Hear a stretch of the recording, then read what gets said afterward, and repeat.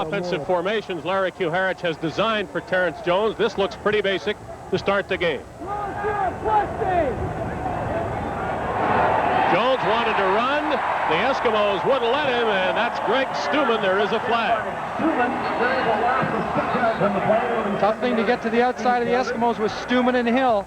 They'll play it fairly plain to begin the game on first down. A little bit of a change in the 4-3, but nothing too fancy. That fancy will come, though.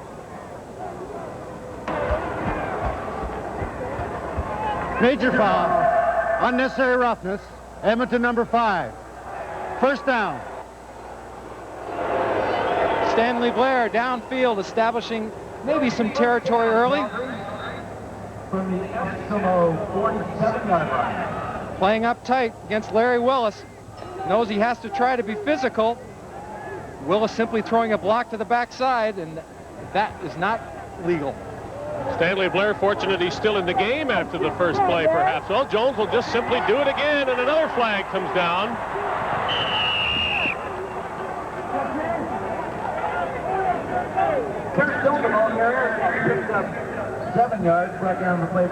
Well, trying to use the things that Terrence Jones does best, and maybe to get him relaxed. Get him to the outside. Let him run with the football. I guess the flag fell out. The field is wet because of a hard rainstorm. Didn't last too long, but a lot of rain did fall about 3 hours before game time. Here's 3 running backs, 2 tight ends, 1 wide receiver. And it works for the Stampeders. Good run by Petros. Coach Kuharich feels he has to come out and either make the defense, the Eskimo defense, show what they're going to do. And he thinks on the double tight end, 3 running back, that's what they'll do. They'll run right at them, or they'll go to the outside as Terrence Jones did in the play before this. Simple pitch, looks like it's going out, and Petros cuts up inside, lays a pretty good shot on the defensive back by dropping his shoulder, and gets himself a first down.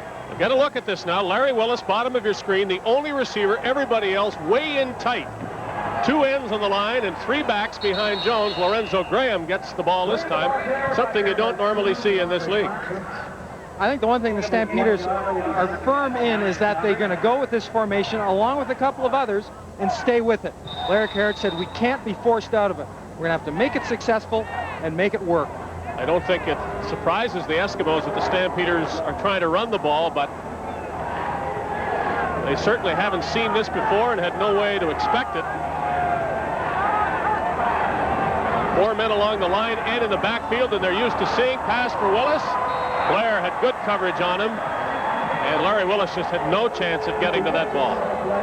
Well, if you can run the ball successfully, that will give you and your quarterback time to throw it, because the defense can't pin their ears back, and that's what they want, because that will allow a guy like Larry Willis to get in a one-on-one situation. This time with Stanley Blair, you see him start to the outside before, then work back in. He might have been better staying to the outside. So Mark McLaughlin gets a chance to put the Stampeders in front. They had some success with 3 running back, 2 tight end formation. Got him in position for McLaughlin's field goal attempt, and we can now call it a successful one. The Stampeders go on top by 3.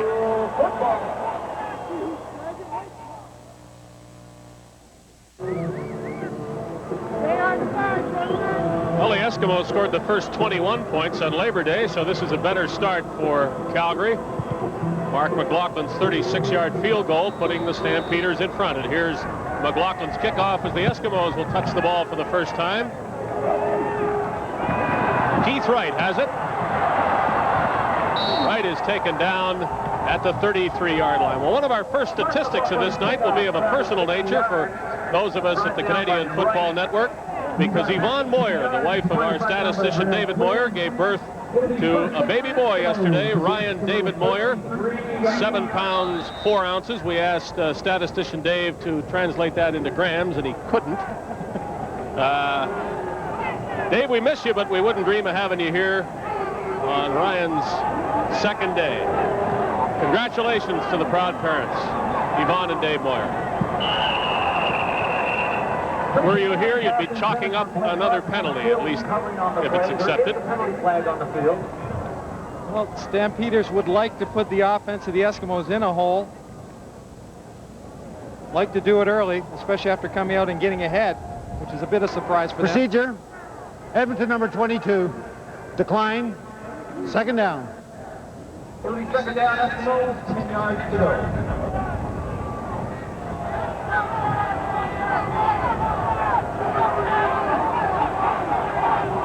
Here's second down for Tracy Ham and the Eskimos. Lots of time to throw it. He throws it deep. And the ball is incomplete. Nice coverage. Took a while to get there. It almost took too long. If you look at the Eskimos' air attack this year, a lot of it has come from the inside. Craig Ellis, 33, and Tom Richards, who we saw there. The Eskimos have had success ongoing of getting up the seams because both those receivers have got great quickness and find the areas.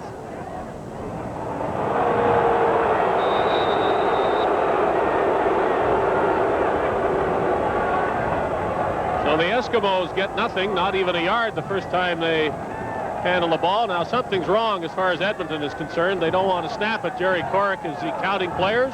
Well, they're one man short. One of the upbacks who generally stand in front, the two that stand in front of the kicker, looks like they're missing. Danny Bass is there. Well, they're forced to take a penalty to get the 12th man on the field. Well, that just makes good sense. Blake Dermott, the center, walks away. They just take their time. But you don't want to be short a man, and you shouldn't be. Makes good sense out of a bad mistake, I should say.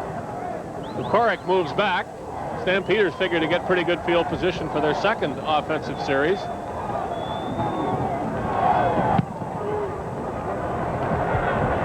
Punt hangs up there. There is some wind. McCrary on the return, and he'll get into Edmonton territory a couple of yards past the midfield stripe. Stampeders move the ball again, and I wonder if we'll continue to see the tight formation, for lack of a better term. Well, I think that's a good way to describe it.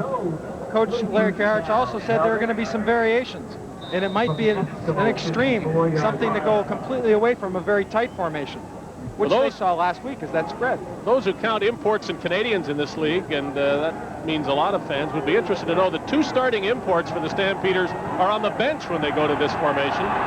As we watch Jones taken out for a loss of a couple of yards. The two tight ends are Marshall Toner and Tony Spallettini. Spallettini not normally a starter. And the third running back comes off the bench, Andy McVeigh. So Brock Smith and Andre Alexander, two receivers, two imports, sit it out when the Stampeders go this way. And when they go that way, if Terrence Jones is going to get to the outside, the running backs or whoever are they putting out there to block are going to have to knock the Eskimos down, take their feet away so they can take that corner.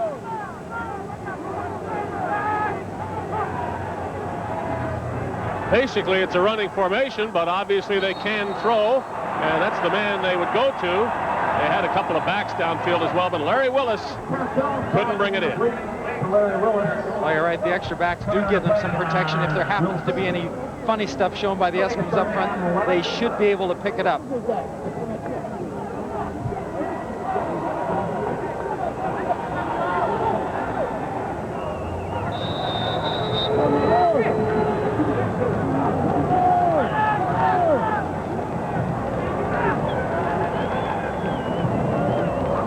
Rookie Brent Matich with the left foot.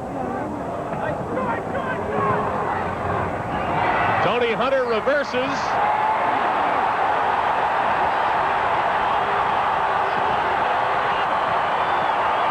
Enos Jackson has the ball and doesn't know there's been a flag thrown. Way back at the beginning. Foster's Lager and the Canadian Football Network are bringing you the best of the CFL.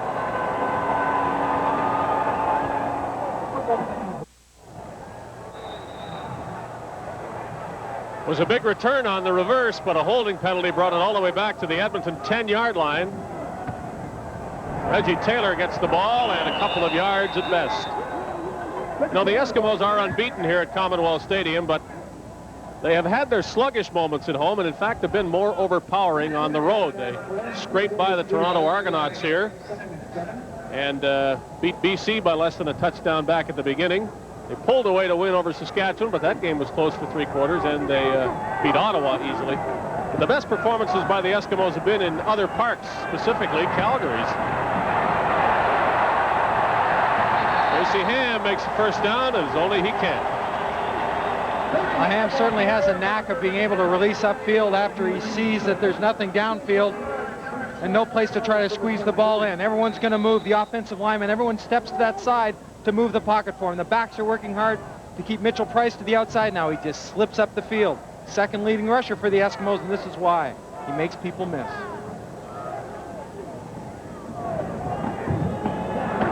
Blake Marshall, who is starting in place of the injured Chris Johnstone, takes a pass, and Flint Fleming, playing his second game on the defensive line, makes the tackle. He is joined by another newcomer, Will Johnson, a Chicago Bear 2 years ago out of the New Orleans Saints camp this year. The linebackers, Matt Finley starts, as Vernell Quinn would normally be there, is the designated import for this game. And there has been no change, recently anyway, in the Calgary secondary.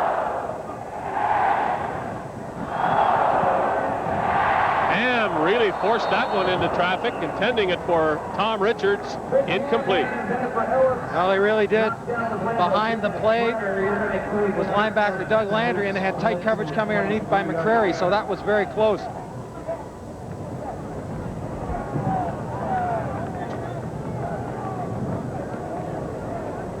Very important, and Larry Kuharich couldn't stress this enough, for the Stampeders to get off to a good start. He talked about how well they played, how well he thought they played in the second half, but really the game had been decided by then, and he wanted to pick it up at the beginning of this game where he left off the last one. He appears to have done that. Bit of a gamble by David McCrary. He touched it and knocked it out of bounds. Well, one measure of the Eskimos' dominance, and I think the best one, would be their average yards offense, 409.8 yards per game. They're the only team over 400 yards, and when you look at Calgary, you see that the Stampeders are the only team under 300 yards. Now, Larry Kuharich talks about points and not yards, but that translates into points somewhere along the line when you're about 125 yards per game ahead of your opponent, as the Eskimos are normally over the Stampeders. It hasn't been that way tonight, though. Well, I think a lot of the reason, too, is they haven't had one person settle into that quarterback spot. Injuries during training camp. Danny Barrett comes in, does a great job. He gets hurt. That shuffle hurts a team. They can't be consistent. We see that tight formation again. The ball's gone now, well before Willis comes back to that football. Very tight coverage and quick closing by Andre Francis.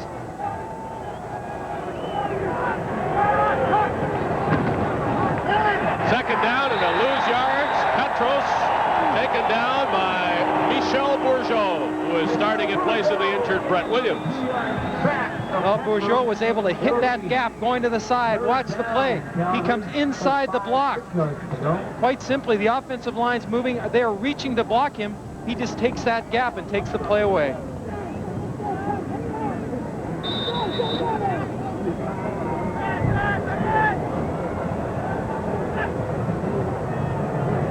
High snap. Matic handles it without trouble. The kick isn't great. Right to Hunter is the bounce. And Tony Hunter goes down at the 20-yard line, so the Eskimos have not been to midfield yet, and they trail 3-0. All right, ladies and gentlemen, time now to find 3 working contestants. Midway through the opening quarter, the Stampeders have a Mark McLaughlin field goal, and the Eskimos have nothing on the scoreboard. Edmonton the ball at the 20-yard line with a first down. Tracy Ham took a long time during the break, consulting at the bench with Joe Farragalli and the other Edmonton coaches. Let's see what the Eskimos try to do. Sideline pass. The receiver stumbled, and that seemed to affect Stephen Jones when he got to the ball. Hopkins there with the coverage. Well, Tracy Ham rolling, a little bit of a play action. You see Ham getting up that left shoulder, and you're going to see why. The pressure comes late. Great explosiveness. Here comes Randy Ambrosi. Comes out. He makes his block on Johnson. But right now, big hit from Kenny Ford.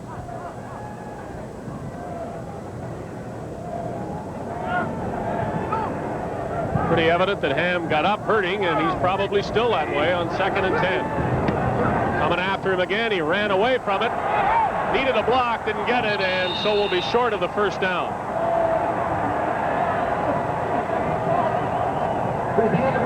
Stampeders understand. I think that's why they're starting Fleming and Johnson to the outside, as Ham still seems to work that, trying to work that left shoulder.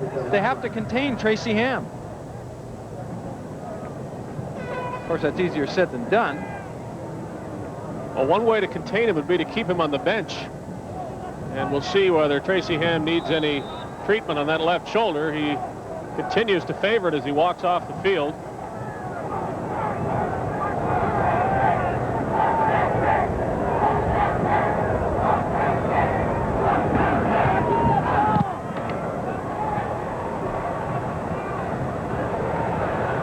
Prairie bobbles it again, but gets the flag that he wanted. Saw the Eskimos within the 5-yard zone and wanted to touch that ball as fast as possible. Only a 31-yard punt by Jerry Corrick. Jerry Corrick punch traveled 30 yards, picked up by McCrary. There's a penalty flag on the play.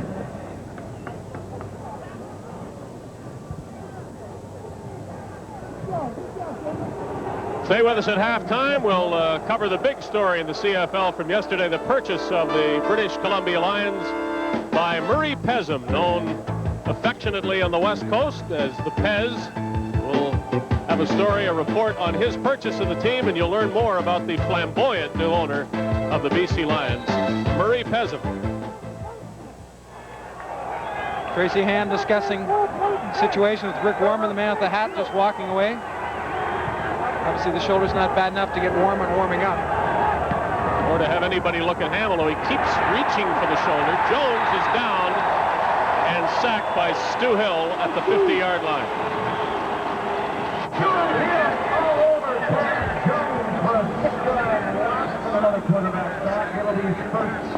On defense for Edmonton, no Toaster in the front four. Michel Bourgeot starts for Brett Williams. The linebackers Ruck, Bass, and Braswell. And Mike Hildebrand, the rookie from the University of Calgary, gets a chance to beat the Stampeders for the 3rd straight time. What a success story Hildebrand has been. Jones.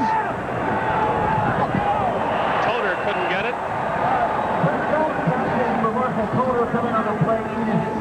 Terrence Jones has had the luxury right now of lining up in that tight set with the tight ends releasing downfield. You've mentioned that Marshall Toner's one. The other's Tony Spallettini, 27, who is a backup running back.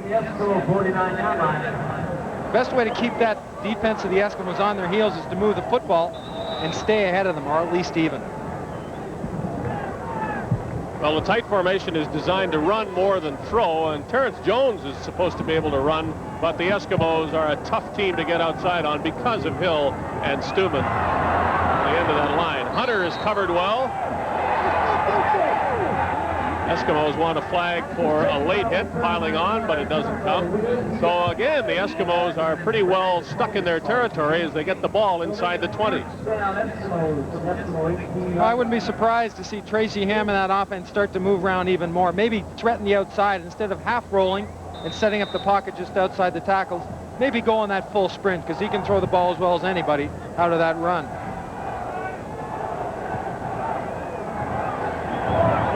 Those are the Labor Day numbers for Tracy Ham. Nothing sensational, but all the turnovers really helped the Eskimos score their 31 points. Flag down.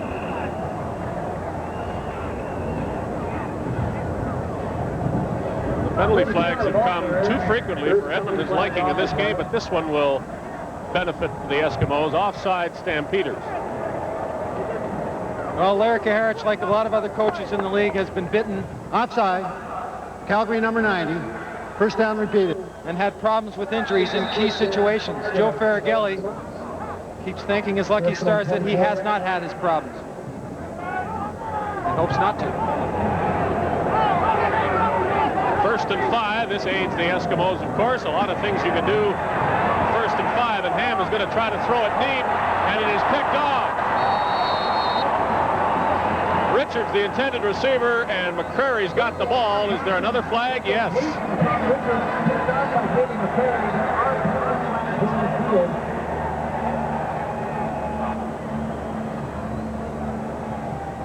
Major foul, roughing the passer. Calgary number 81, 1st down. Will Johnson cut going after Tracy Ham. You have to be able to hold back in situations. You have to know when the ball's gone. You can't go after him. Johnson's on his heels. The ball's delivered. He's called for unnecessary roughness for taking him down a little bit too much physicalness. Too physically. Well, Ham got up and Johnson didn't for a moment. He has committed a penalty that hurts the Stampeders dearly because it keeps the ball in Edmonton's possession, wiped out the McCurry interception. First down, Eskimos at their 39. All sorts of movement, another flag, and actually they are going to whistle this play dead. Before it begins, Reggie Taylor had the ball, but not a rushing attempt for him. It's another penalty. Once again, the Stampeders jumping 74. Mitchell Price isn't watching the ball, but he's watching the movement outside. of the backfield. Calgary number 74. Still first down. You know, you have to be anxious. You have to be ready to fire out of a three-point stance. But the defensive lineman has to have nothing in his sight but that ball. When it goes, he goes. Forget the motion. 1st and 5 is tough to defense. The Eskimos can run, they can pass, they can go long, they can go short. The Stampeders have Reggie Taylor tied up here as he goes to the 41-yard line, but when it's 1st and 5, it's 2nd and short yardage, even when you only get a couple. Blake Dermott at right tackle. He was center last year for a while, then guard, and he's replaced Trevor Bowles with that tackle, and he does a good job of kicking the man out. See, he's still got his back to the play. Mitchell Price is his man. He was successful, and as long as he can keep his man in that position to the outside, he's doing a heck of a job. Ball's at the 47. They have to go just about to the 50 for a first down. And that they'll do with Blake Marshall's second effort, and the Eskimos finally cross the plain and get into Calgary territory just a bit ahead of the 55-yard line. Well, a pretty good man to give a ball to in a short yardage. He's got that very, very strong, big upper body, and when he can drop his shoulders and hit with some velocity, when that offensive line on the right side can come off and give him a gap, see people hitting him in the shoulders, he's just bouncing off. First time the Eskimos have scrimmaged it from this side of midfield. Ham could run, or he could throw it to Reggie Taylor. He chose the latter. Taylor stumbles to the 40-yard line. Another Edmonton first down as this crowd starts to get behind the Eskimos offense. What a dimension Reggie Taylor has added to this offense of the Eskimos. He comes in with over 700 yards rushing. He's a super receiver, and if they can flare him out and get him the ball on the run, it makes it tough on linebackers like Landry, who have to set in their drop and then have to chase a guy down who's already got the ball when he's running.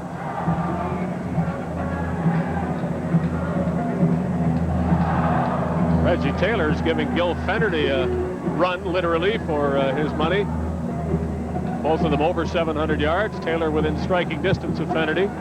Taylor seems to be the more consistent rusher. Fennerty has the bigger games, but he also has some games where he gets little or nothing. Well, when the BC Lions gave up Reggie Taylor, they said they had a hard time choosing between Cherry and Taylor to who to give up. Well, we all know what happened, and I think Reggie Taylor is showing them, the people in Vancouver, and in fact, they might have made a mistake. Well, it's a mistake that even with an injury to Tony Cherry hasn't hurt the Lions very much lately because of Darrell Wallace's fine play. The Lions seem to find these receivers as they need them, and runners rather. Wallace a receiver too, and a great kick and punt returner. BC Winnipeg game on Sunday, the other top attraction of this CFL week. Bombers are improving. The Lions certainly are with their 4 straight wins. Landry out now. They'll put Matt Finley, 37, in the middle. The Eskimos will try to keep moving the ball. With Landry out, that might be a little easier. They run it straight up the middle to Taylor for 5. You know, the thing that Taylor has the great ability to do is when he hits in almost like that last play and there's a big pile of people, if you don't secure him and pull him down, he's going to pop out of there and break a big one. He almost gets lost with those big guys. We told you Vernell Quinn was the designated import, so he was in while Landry was hurt, but must go out now. They can't play 3 import linebackers. Ham on 2nd and 5. Down the middle, and the ball is bobbled and missed by Tom Richards, who's having a tough time trying to grab one tonight. A tough throw for Tracy Ham. He gets the linebackers going one way, then throws back across. He had Landry going with the movement, but Landry reacted quickly, so the ball had to be thrown over Landry. That's what made it tough. Terry Corrick will attempt to tie this game. He would take the field goal lead in the CFL. He's currently tied with Dave Ridgway with those 26 successful attempts.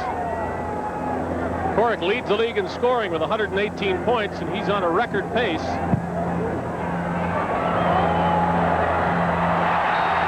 Just barely, it's 121. If the ball falls the other way, it doesn't count, but Corrick gets the bounce. The league record 215 points in one season set by Ridgeway last season. Corrick's got 121 in this, the first quarter of the first game of the second half of the season. There's no question in his mind after he hit this ball, though I think he hit it a tad bit low because the ball was spinning an awful lot. Good solid fall through. He just came right off the ground. You know, it's just like hitting the post in hockey. You hit it in the right spot, it goes through.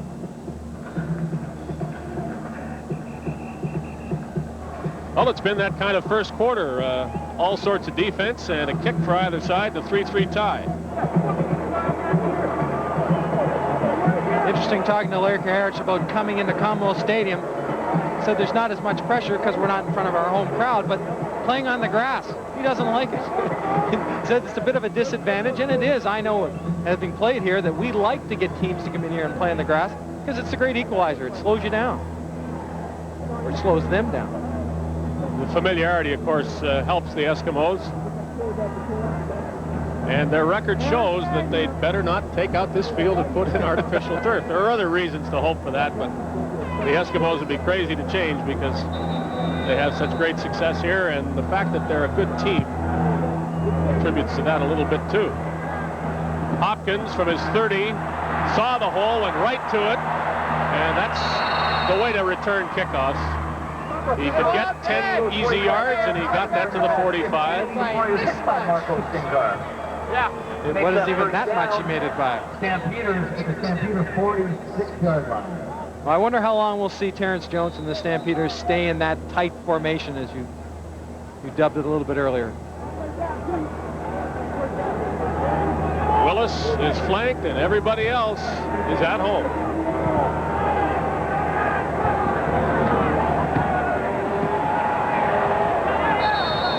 Jones tried to fake, handed the ball to Graham, and Graham got over the 50, close to 5 yards on the play.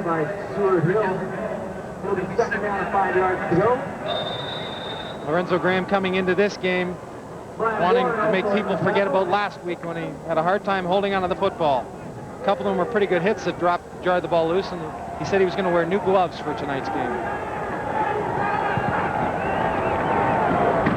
Jones was looking for Willis. He's got to throw it deep if he wants to find him. Larry Willis tried to come back, but was too late.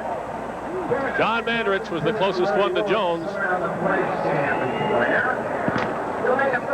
The first quarter ends tied. The second quarter will start with a Brent Maddich punt. Tony Hunter is deep.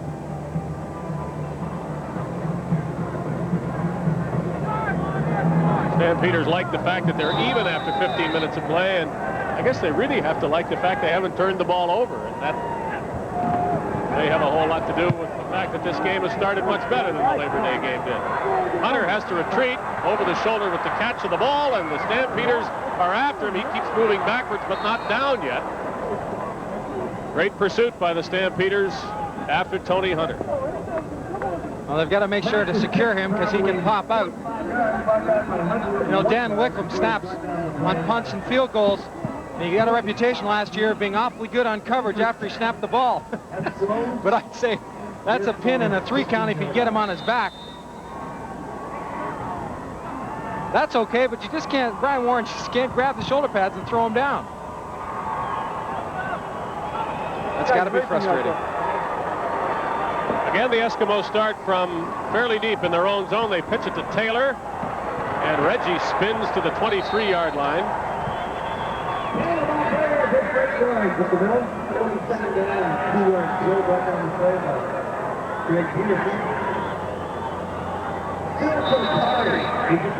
They're going to keep firing Taylor in there, and I think occasionally see the ball go to Blake Marshall, though he is primarily the lead blocker. I think that's going to help Tracy Ham a bit if they get that defense of the Stampeders to settle back and watch for the run. Put the ball down at the 22. They need 3 yards and a bit for a first down. It won't get it. Marshall had nowhere to go. Landry staying at home. You see him getting the congratulations to the rest of the defense. Taylor gets out of the backfield. The only one left is Marshall. He doesn't even take a step back. He makes that read, gets inside of, just takes a shot along with Fleming. Middle linebacker's job, as it is for the quarterback, is to read the offense, try to find a key to tell him what's going on, to give him that advantage.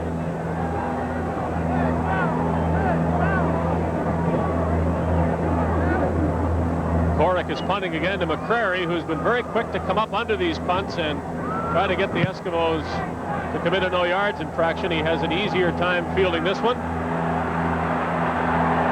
Good run by McCrary to the 40 and inside the 35. The Stampeders are in scoring territory as they get the ball, and they're tied with Edmonton in the second quarter.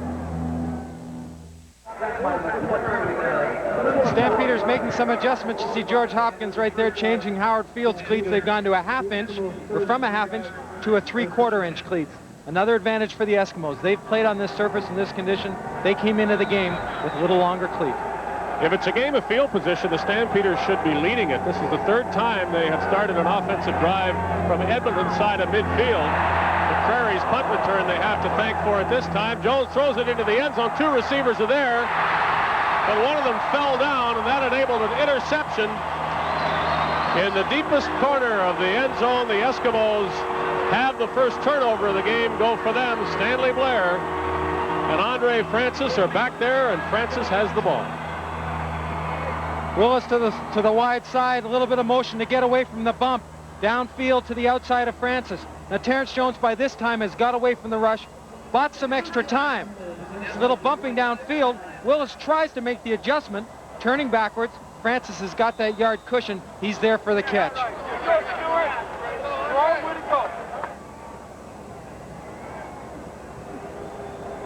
So that cancels the good punt return by McCrary and gives the Eskimos the ball at their 25-yard line. Teams are trying to hit big plays, but they're just not having any success.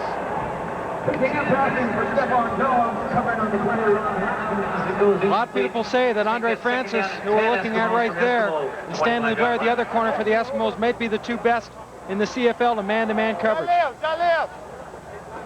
don't think there's any question that that fella's got the speed to cover man-to-man.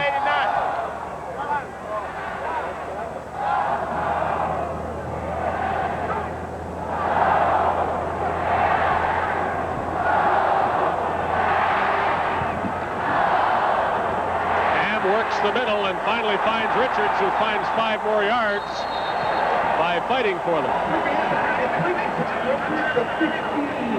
Working that middle, taking a soft spot. Tom Richards has made a living of doing that this year against his zone defense, which the Stampeders play an awful lot of, especially through the middle part of the field. He'll make that cut, come back, come around where the linebacker is going to the outside and in front of Howard Field. Perfect target, and then just a great effort. He's taking some shots here, though. Ham is down as he took a little too long. You can wait for a receiver if you think the protection is good, but you can't wait forever. And Kent Warnock got there, and he's been a good pass rusher for the Stampeders this season. Warnock not starting in this game, but came into the outside semi-roll. Warnock takes the outside away. When Ham steps up, he comes underneath the block of Marshall and collapses the pocket. Came in with 7 sacks. That'll be his 8th.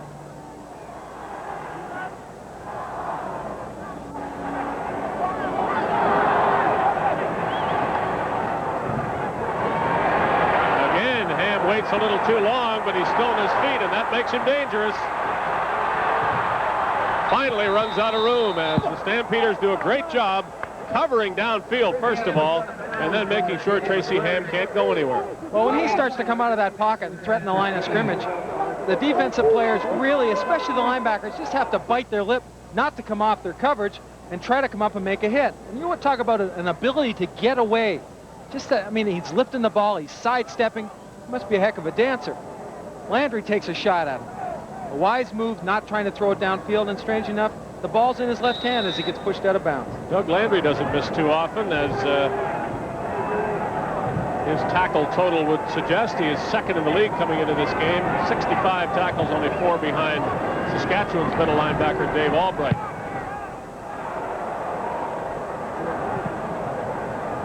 tiny Andre Alexander figured he might as well field that ball, but did nothing with it. Watched it go out of bounds. This game is brought to you by Foster's Lager on the Canadian Football Network.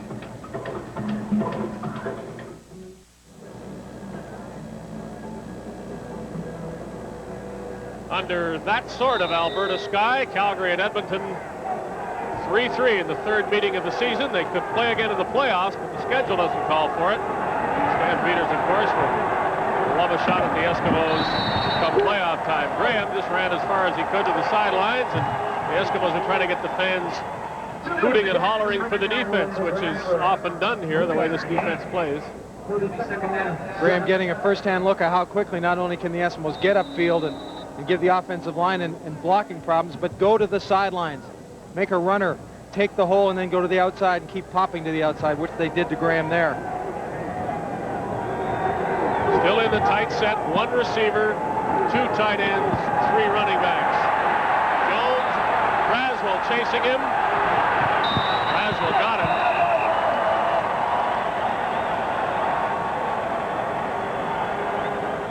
I'd have to think he's a little bit frustrated being Terrence Jones. Basic.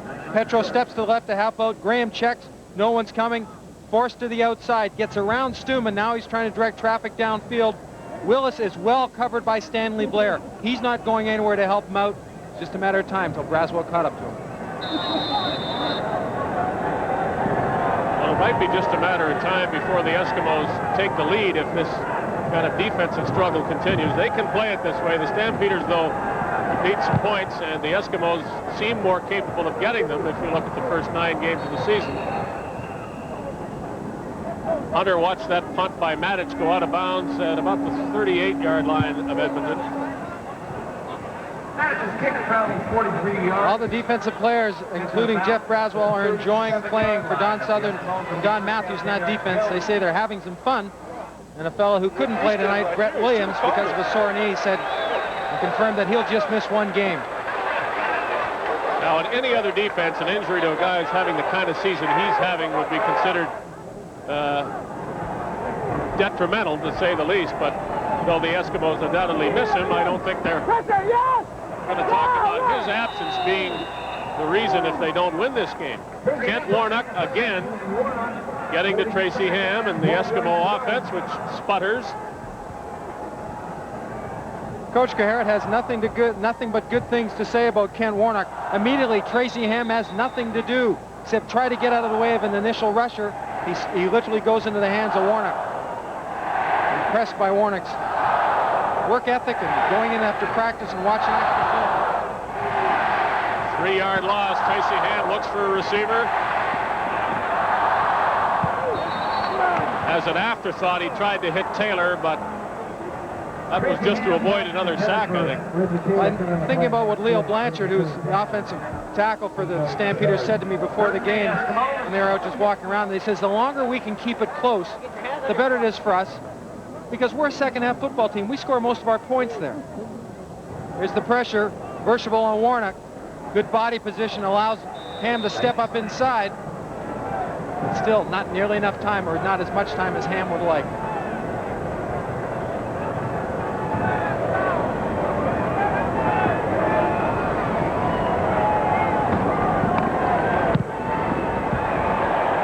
That's the best-looking Corrick punt. Prairie is out of bounds. Cork's kick traveled 15 yards. We'll see the Stampeders again next Friday as they are home at McMahon Stadium against the Toronto Argos. We invite you to join us for that one on the 15th of September at 9:30 Eastern Time. And the Hogs, as they're called, affectionately that is, but the Eskimos getting together, Randy Ambrosi, Rod Conop, talking over some things as Trevor Bull gets into it, so he knows what's going on if he gets in. That was a 50-yard punt by Corrick, a 5-yard return at the 30-yard line. The Stampeders continue to try to run the ball. This is not necessarily very exciting if this offensive formation continues, but the Stampeders are determined to stay with it, at least, shall we say, until they go to the dressing room at halftime and give the Eskimos something to think about, though maybe the Eskimos have done their thinking and aren't really too concerned about it. Well, John Manders is ready for a physical game. He knew and is looking forward to getting ahead if they can, so they can have some fun with defenses. Game was close to 4, 2nd and 6. And Graham pops a big one up the middle. Lorenzo Graham to the 47-yard line. It's a big first down. They'll mark it closer to the 48, and the Stampeders grind it out and move the yardsticks. Almost looks like Graham hit that seam before he almost wanted to. See, I think he wants to go left there. Spallettini's blocking, but he sees that seam and gets upfield quickly. And that's what I think the backs are going to have to take in this tight formation. Not necessarily always run to the hole where it's designed, but find that seam. Graham found the same one that time to the 54. Same type of thing. If a back has good vision and hits that line of scrimmage with his body square, he can make those cuts. He can cut back if he sees an opening. Or he can go with the flow and follow that guard. 42nd 3, Calgary.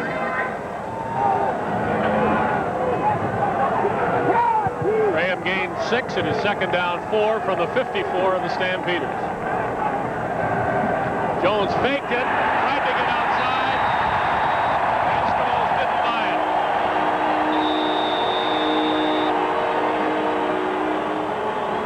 it. Don Wilson to the short side of the field. Has a responsibility. If he comes upfield, don't go with the play action. Stay to the outside and watch the quarterback. Larry Ruck had him to the inside, but Wilson coming on full blast. No chance for the play.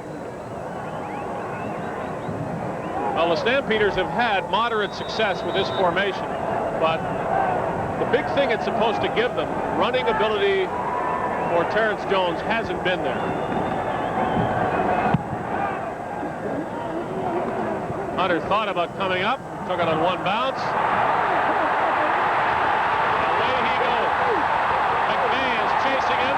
Hunter beats McVay, still in bounds, still there. Well, they say he came out.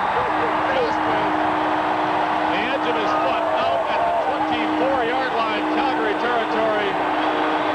Shades of Gizmo Williams from Tony the Wiz Hunter.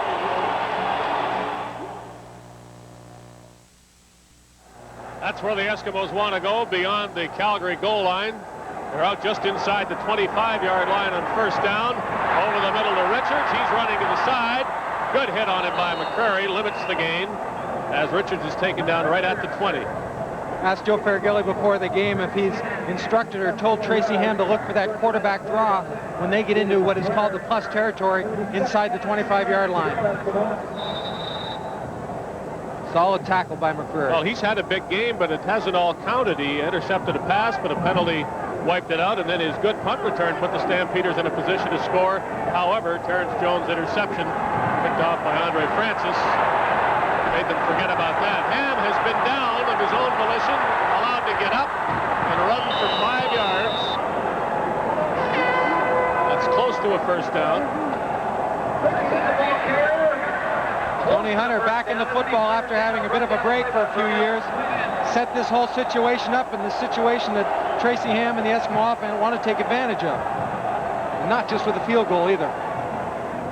Lots of time. He looks to the right, adjusts the ball, and then goes backside. He's got a matchup that he wants, but that slip cost him right there. Third down, 1 yard to go.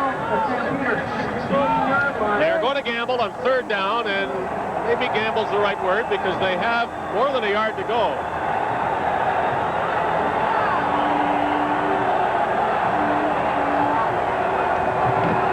That's why Ham doesn't keep it, hands it to Marshall. Maybe it's not a gamble when you've got a truck like that standing behind you. Especially when that truck's leaning forward. Come off the football on the left side. Conop at center, Verschoval and Pothier. Plus that extra tight end.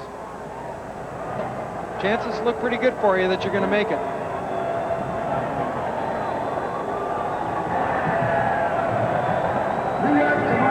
The Eskimos are at the Stampeder 13-yard line. First down, trying to notch the first touchdown of this game with 4 minutes left in the first half. And the punt return by Tony Hunter, 57 yards, set it up. That's his longest of the season, by the way.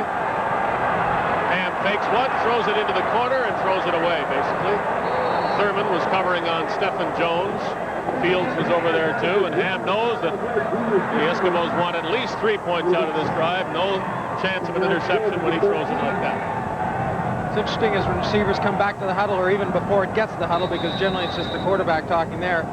Stephen Jones in this situation just talking some things over in certain coverages, what adjustments that he's going to make.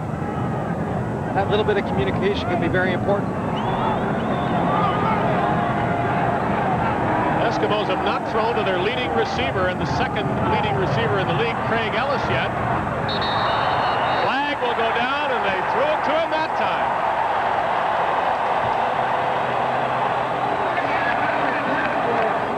It wasn't a catch, but it'll turn out to be just as good as one, because it'll be pass interference on the coverage to Craig Ellis. Forward pass interference. Calgary number 24. First down. Peterson is using his right hand as a safety net. He's going to dive in front of Ellis. But just in case he misses it and Ellis catches it, he needs that net. And that net is the right arm. You just saw it at the end there around the hip, holding onto the sweater. Hart doesn't agree. Ellis jumped up, expecting a flag. He got it. Here's the chance for the first touchdown of the game, and the Eskimos have it. Blake Marshall.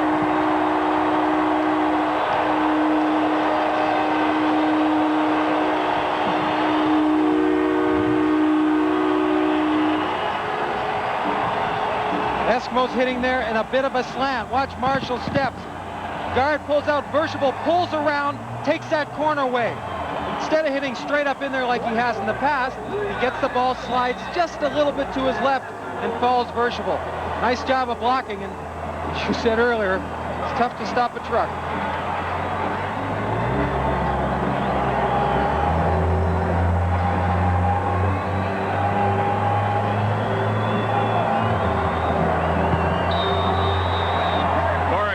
Point. It is 10-3. Tracy Ham finally engineering a touchdown drive, but he can thank Tony Hunter more than anybody else, and the man who finally got it in there, Blake Marshall, who had to get a first down on a third down try to keep this drive going. Well, the battle's won at the line of scrimmage, it's said many times, but a bit of a change in the blocking where Verschable, as I said, the left guard pulls out and around. A little bit of the old left-footed action here. He almost missed that. No rest for the weary.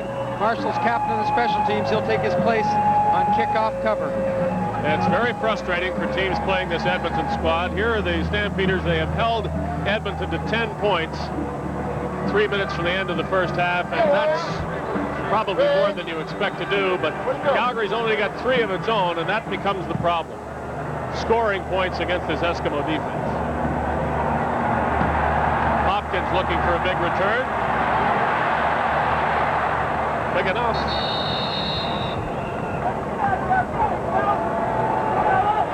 Well, you just don't want to get that Eskimo defense in a situation or a mode where they start to show you those crazy fronts and literally know that you have to throw the football, so they're going to come after you. I mentioned Greg Marshall just finished putting it in the end zone. Now he's heading in the same direction.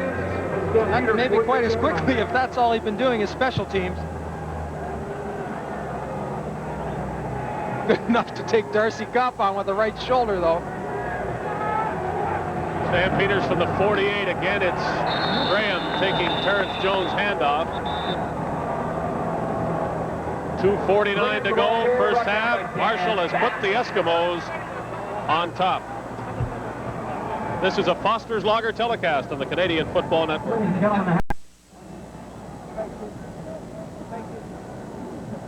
Good field position for the Stampeders. Second down from the 50-yard line, but they've got to start completing some passes. I guess that's an understatement, isn't it? Well, you can only run the ball so much. And like you said, get outside.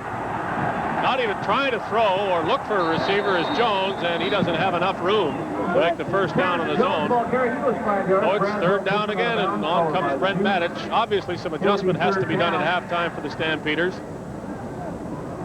Tom Porras is their backup quarterback with Danny Barrett unavailable tonight.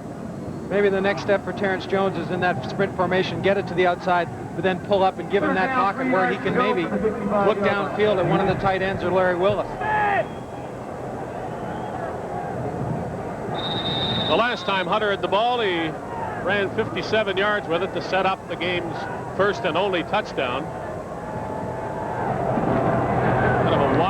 snap back to Matic. The punt looks somewhat the same.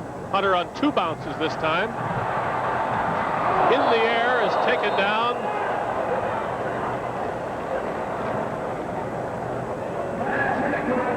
There is a slight wind. Matic is kicking into it, but that ball was low. Gets a good bounce out of it. Tony Hunter not having the same type of success after being upended by Lorenzo Graham.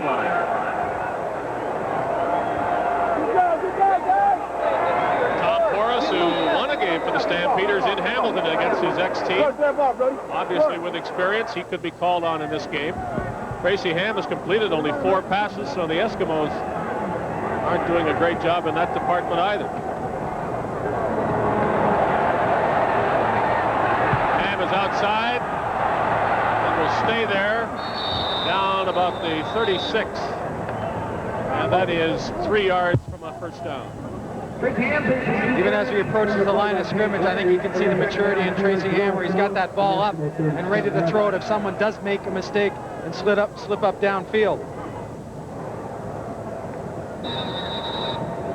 Ellis and Jones, Taylor and Richards all come out for the heavier men, as you see Tom Porras warming up.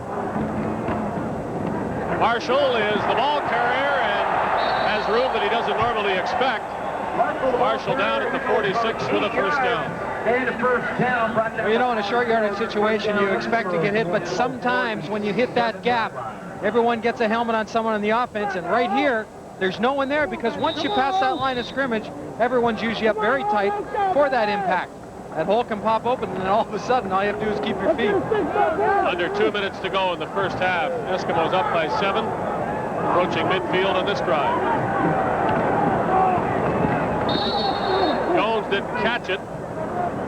When we look back, Stefan Jones into this game night has a sore shoulder, but we saw Larry Kaharich and Tom Porras. I thought I saw Kaharich say, let's go with regular people, which would mean that they might go back to that regular offense or that spread formation if they get the ball back before the half is over. Whether Porras comes in with those regular people, we'll wait to find out. And tripped and really fell on his own. The Stampeders were there to make sure he didn't get up. Tracy Ham brought down the play by Eugene Belleville. There was a loss of 4 yards on the play. It'll be third down. Blake Dermott down, you can see. 14 yards to go. And Joe Ferragelli, as I mentioned earlier, has felt very lucky. He has all the players. John Mandrich said it to me before the game, too, that they haven't had an injury problem, whereas a lot of the other teams have in key positions. Blake Dermott normally plays right tackle, but in punt situations, extra points, he snaps the football.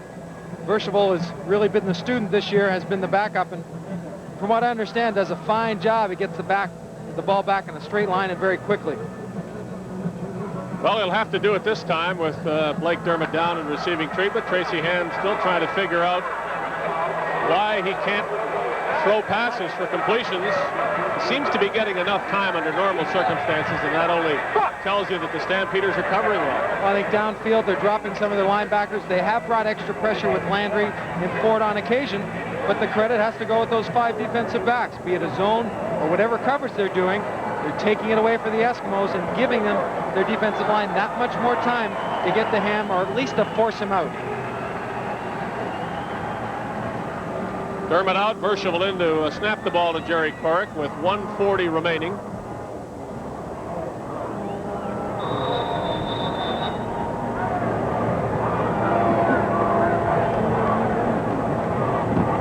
Snap couldn't have been better by Pierre Verschoval. The punt looks pretty good. Corrick would have liked it higher. And the solid hit.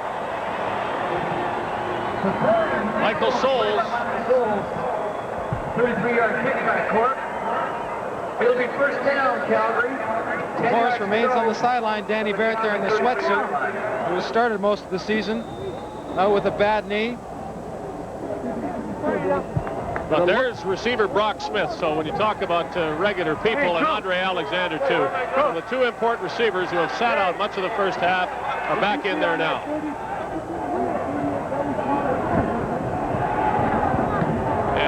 finds Willis. Close to a first down. He actually had it and then ran backwards. And it's going to be second down in the yard because of that. They can, once they get up and get back to the huddle, they understand with only 1:17 left, they have an opportunity to get some yardage. Again, the receiver's in motion, so the Eskimos can't come up and be physical and stop their progress downfield. This movement back here, try to get to the first down is the outside, is not successful. There seems to be a penalty flag on the field.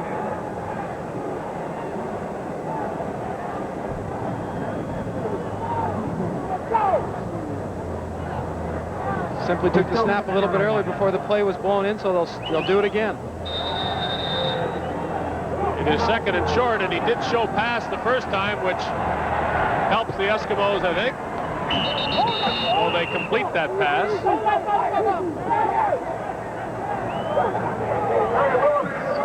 Getting a pass from Terrence Jones, brought down the play by Stanley Blair. He'll be good for 5 yards and a first down. First down, Calgary. Remember, this is Terrence Jones' first CFL start and virtually his first CFL action. He's been in a couple of other games, but hasn't played like this. Not nearly this much. Willis with the catch. Flag comes down. You can see who Jones is most comfortable going to, and that's Larry Willis right now.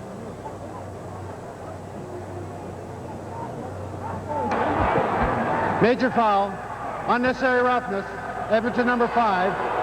First down.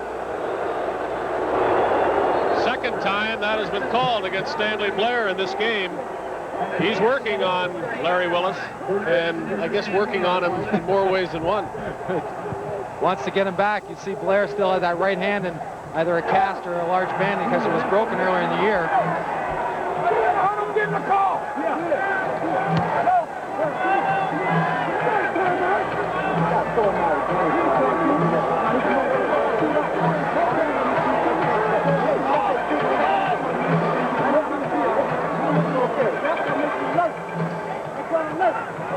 Come on, babe, put it in! Put it in, babe! Larry Kuharich's intensity is evident at any time, but I think probably more so than any other time in a game against the Eskimos in this stadium. Well, I think he hit the nail on the head when we talked to him a week and a half ago in Hamilton when they were playing the Tire Cats. He had said right out, sometime this year we're going to have to beat the Eskimos, and we might as well make it before the playoffs. Because if we don't satisfy ourselves and understand that we can come away, whether in Como Stadium or McMahon Stadium, and beat this team, we're not going to be in good shape. Still believes he has a chance at first place, too, and it has to start tonight.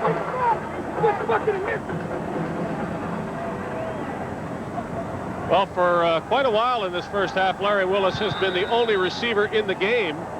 Now they've put a couple more in there, but Willis is still the only receiver in Terrence Jones' eyes, and he's found him a couple of times in this drive. Jones sees the rush immediately, gets away from it though, fires to the end zone. Graham is in the air with a touchdown.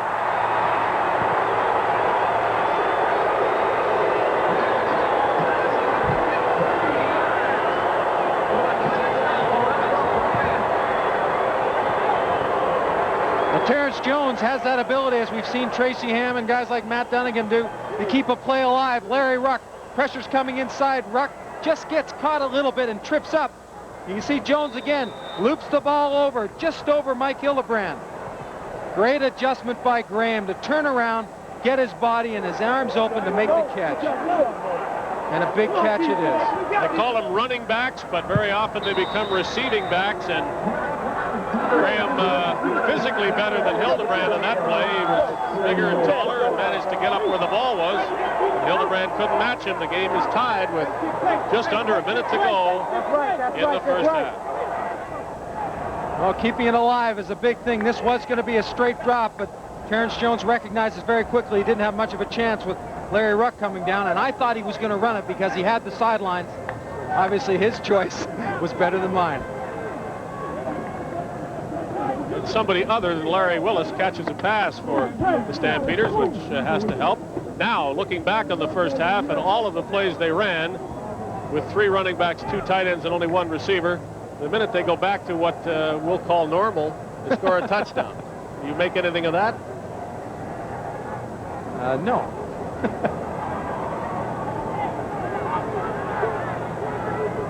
But if change on defense can confuse an offense, maybe some change on offense can do the same to a defense.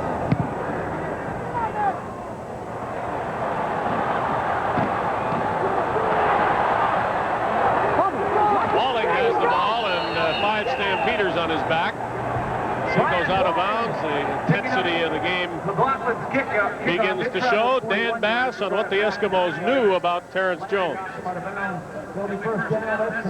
Well, we really don't know that much about him. We haven't seen that much about him, but just reading what we read in the paper, we expect him maybe to try and run a little bit more. I think they're going to kind of realize that maybe we're going to come after him and try and blitz him a little bit and see what happens on that. I think they're going to try and hope that his natural ability, you know, maybe he can elude a couple of tacklers and maybe he can make something happen, and therefore maybe we'll have to set back on our heels a little bit. I just think they're hoping that his athletic ability will make something happen for him and lift the team.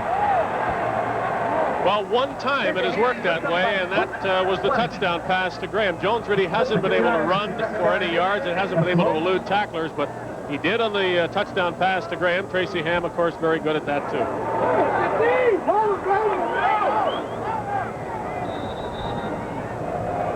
Eskimos trying to use as much of the clock as possible. Ball is dropped by Keith Wright. The official's right there to see it, and the coverage was very good by Junior Thurman as well, so the Eskimos have to punt. 38 seconds remaining. Well, the Stampeder defense did exactly what they wanted to do, keep them under 5 plays and out of the end zone. And with 38 seconds left, they might have another shot if they can get a good return out of McCreary. Have more points. McLaughlin has a strong leg. But if Calgary's tied at the half, Calgary's happy, would you say? But happier if they're leading, even if it's just by 1. A lot of height for Corrick on the punt. McCreary waits for it to come down. Returns near the 35-yard line with 27 seconds left. After all the turnovers last week, Dave, I've seen in more than I haven't when in punt returns and when the ball's been caught, that extra hand goes over the football to protect him. And after all those turnovers last week, I think if I were Calgary, I might be a bit conservative here with 27 seconds left. The chances that they can score or will score are a bit slim, and they do not want to risk trailing at the half. But Jones is going to throw it. Deep downfield, this is Smith. What a catch by Brock Smith. So much for conservatism as the Stampeders throw it to Smith at the 40-yard line. Terrence Jones shows us something here, and I think you'll appreciate how tough it is. He's running to his left. Watch him pull those shoulders back around and throw the ball downfield over the outside shoulder to boot, so Smith could adjust and leave his feet and catch it. And over Andre Francis, who has been like a big wall out there for the Eskimos the past couple of games. Stampeders bidding now for the lead at halftime. Again, Jones eludes 2 tacklers, throws it up. Alexander is there, and he's not tall enough to get to that ball over Don Wilson. Hildebrand was there again. Incomplete as Terrence Jones is trying to go for the bundle. Alexander simply, I think, understood the position there, that Wilson had a better one and turned into a defensive back. Just knocked it away.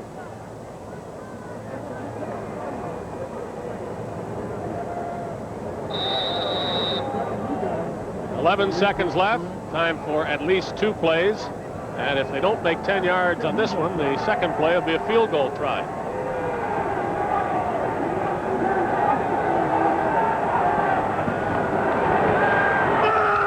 Jones tosses it up. Another one, a bit of a dying quail that time. Hildebrand caught it. There's a flag back at the line of scrimmage, 2 of them in fact.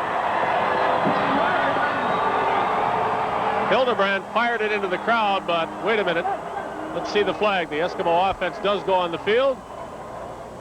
I think they'll be called for holding the offensive line. You can see him scrambling to pick up some extra men, and Hildebrand played that perfectly. Playing it deep, reacted only when the football was thrown down the seam, trying to get a detoner, and helped out, and that's exactly what he's supposed to do. Calgary number 62, decline. First down. Now, I'll make a point for conservatism after all. I don't know about throwing the ball in that situation. They had, with a few yards on either first or second down, a reasonable field goal try. They throw the interception, and the field goal attempt is wiped out. Flag again. Ham is going to throw it as far as he can. Incomplete. There is a flag, though. They've been tough all year. But offensively was the key to shut down the wide open style of the Eskimos. And so far he's had success. Marco Sinkar kicking off. Ron Hopkins returning. Hopkins was belted by Blake Marshall right about the 40-yard line.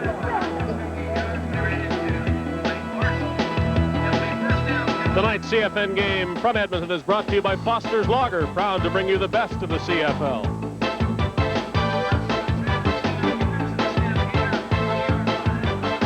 And by Priority Post Courier, the official courier of the CFL. Quarterback change for Calgary. Tom Porras is calling the signals. And here's 3 receivers left, 3 receivers right. The Stampeders showed this at the beginning of the Labor Day game without much effect. They're back to it now. And Porras is lucky he wasn't intercepted by Bourgeot. Explain this change of strategy by the Stampeders. Well, we figured if Porras came in, they were going to go to a more of a passing style. They felt Porras could read defenses more quickly. I think what it does is it's going to give the Eskimos a chance to go 6-on-5, man up on the outside 3, and try to put as much pressure quickly as they can on Tom Porras and take that 3-step drop away from him, one that he is more effective at than anything else. Well, they sure did pressure him the first time. Some motion now from the Stampeders to help out with blocking. They try to throw it downfield to Willis. No, sir. Larry Willis is not happy about the call. So Larry Willis, he caught it out of bounds. He definitely caught it. He wasn't juggling it, I don't think, but they say that he wasn't in bounds. I think Stanley Blair had great position on him, and as they're going down the field, Blair's taking that field away from him and working him to the outside. That left foot that came, right foot that came down, I think his heel was on the white line. Great catch, though, but doesn't count.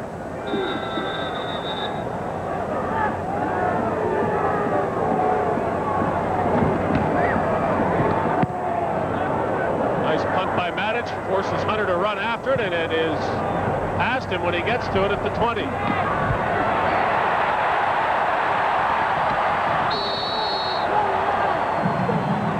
Tony Hunter's been important for the Eskimos tonight. He had a 57-yard return, this one for 23, and if the Stampeders could change quarterbacks, so can the Eskimos. Well, maybe it's the ineffectiveness of Tracy Ham early. Maybe it's that shoulder, that left shoulder we saw get banged up a little bit earlier. Maybe that's the problem. But it almost seems like a new game with 2 different quarterbacks, both pocket type of quarterbacks. The change in pace really happens to be the same. Mobile quarterbacks are gone. The more traditional passers are in the game, and the Eskimos run on first down with Reggie Taylor. Well, you want to get the feel of the game, and when you come in, the best thing to do is to hand off to a sure-handed running back. But, you know, I look back at Calgary putting Porras in with that offense, that spread offense. It seems to me that a guy like Terrence Jones, who has the mobility, when there aren't as many people around, maybe he could do pretty well in that formation too.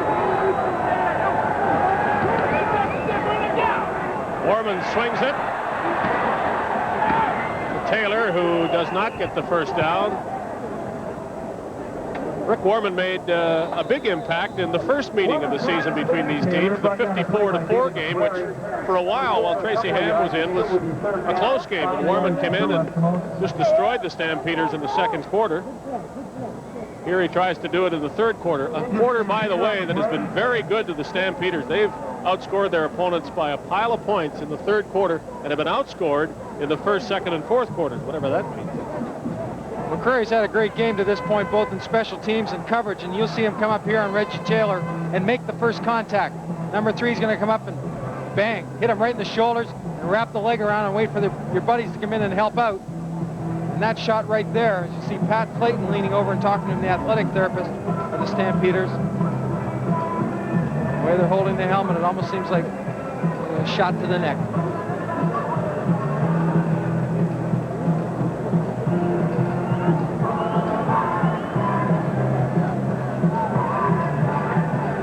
David, you know, you talked about when Warman came in against Calgary before.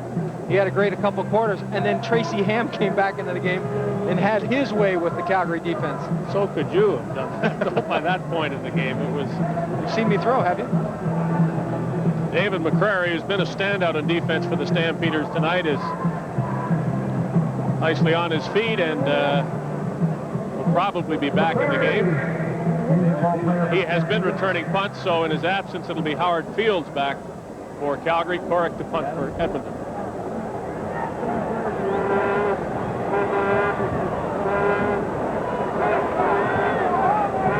Corrick, another one of the punters in the CFL, have a two-step. A lot more effective and more efficient in getting the ball off.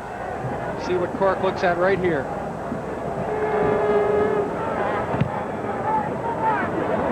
Something he doesn't like. That punt, not very good. Fields came up to meet it.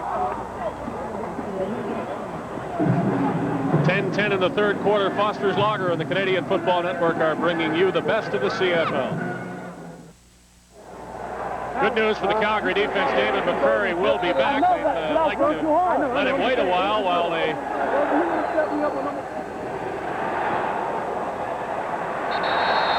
Andre Alexander made the catch. Short little dump pass. You're gonna have to, Forrest is going to have to throw the ball quickly. He knows the likes of Stuman and Hill with Bass and the rest of those characters are going to be coming and grabbing, looking for that seam. I don't know if he's going to have an awful lot of time to throw the ball deep. Well, they worked a while to prepare formations for this game, didn't the Stampeders? Again, the rush comes quickly, but he got rid of it, and that's the key. Graham's got a long way to run. One man comes free of the rush, but if Forrest can get the ball thrown before that, that kind of gain can be made. That's the philosophy behind this Calgary offense. And successful it was there. The Eskimos showing an interesting formation with only John Mandrich, as you see right there in the nose in the three-point stance. Everyone else is standing up, then rushing.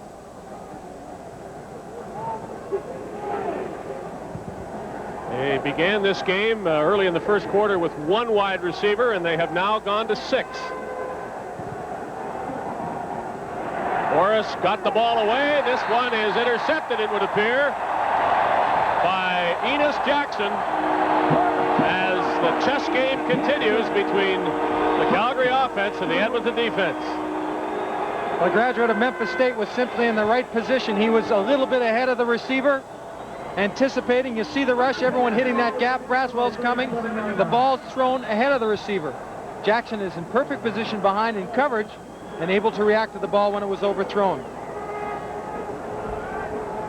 And that's the third Calgary interception. They've all been in Edmonton territory. One was in the Edmonton end zone. Warman, the former Stampeder quarterback, keeps the ball, throws it way too far. Lucky that wasn't intercepted. Almost looked like where he threw it down the seam, the only one that had a chance to catch it was the Stampeders secondary man. Warman, little play action, hopes to hold some of the rush. Gets a chance to throw it. Not, it wasn't harassed too badly. Belleville had to get hold of his ankles, but that was about it.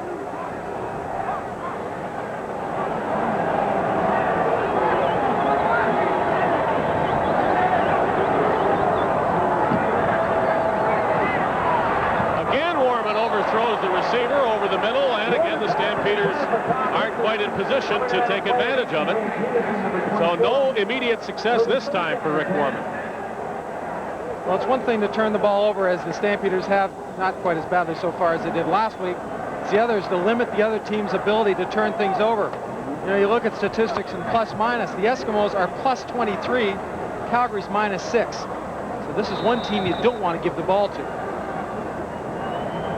Well, it probably is becoming the biggest story of this game, too. The Stampeders without the turnover. He's breaking some ground with some of the equipment he's wearing. He's the only Eskimo that wears a new face mask, and that's the one right here. This is the old type, metal with a rubber covering. This is an awful lot lighter. It's a polycarbonate. same material that helmets are made out of. This is 1.6 ounces or pounds. This is a half of a pound. Quite a difference. And this could make a difference on the scoreboard if Willis can get to the end zone. Larry Willis is in the end zone. Touchdown, Stampeders. The quick hitter worked. Forrest got rid of the ball, and Willis outran the defenders, and the Stampeders lead for the second time in the game. Calgary would probably like me to talk about face masks more often. That's what they want, the quick hitter.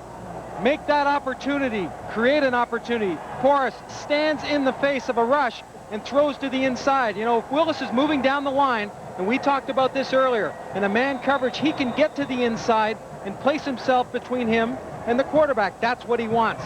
With his speed and quickness, he can turn a normal play, an average catch, into a big one, and that's what he did. 6 Eskimos on the line and 6 others at the 2 sidelines, so there is a lot of room in the middle, and Larry Willis found it. With 72 yards with Tom Forrest's pass. The convert by Mark McLaughlin has the Stampeders on top. Tom Forrest knows in this type of offense that he has to be able to get rid of the ball quickly, and quickly as he does. 3 steps. He takes a good shot in the face by Stuman, but I think he knew when he delivered it that it was going to be a completion, but I don't know how happy he figured he would be. The football is a game of strategy, but it's rare when it is this obvious what one team is trying to do, what the other team has to do to stop it, and then to watch it unfold. And we saw chapter 1 in the first half with a formation about as different from the one Calgary is using now as you could get. It didn't work. This one just did. Well, the first one, as you said, is to squeeze the defense down, make them to show what they're going to do. This one is to spread them out and create gaps and seams in a man coverage situation.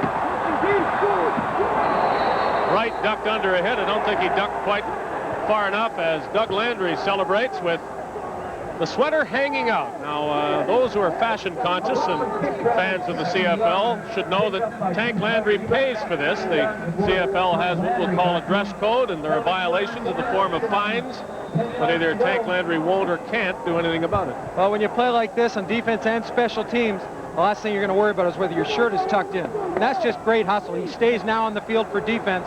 That's what makes him so valuable, both on defense and special teams.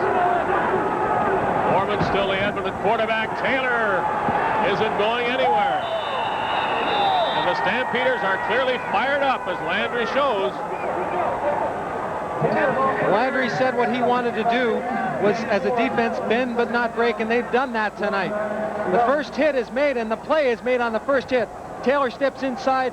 Mitchell Price, boom, makes the hit, throws him off, kicks him out of the hole, and guys like Landry and Hopkins, Ford, you can keep counting them, get in on the tackle. Well, if they didn't know it by now, the Eskimos and their fans at Commonwealth Stadium realize they're in for a tough time tonight.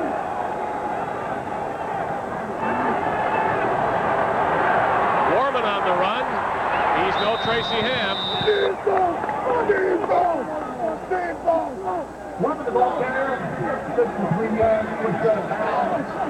Well, Joe Farragelli doesn't want to give a team like the Stampeders any type of advantage, be it change of momentum or everything. I think he can feel it right now that they're going to have to come back with a big play very shortly and stop the Calgary offense in the next exchange.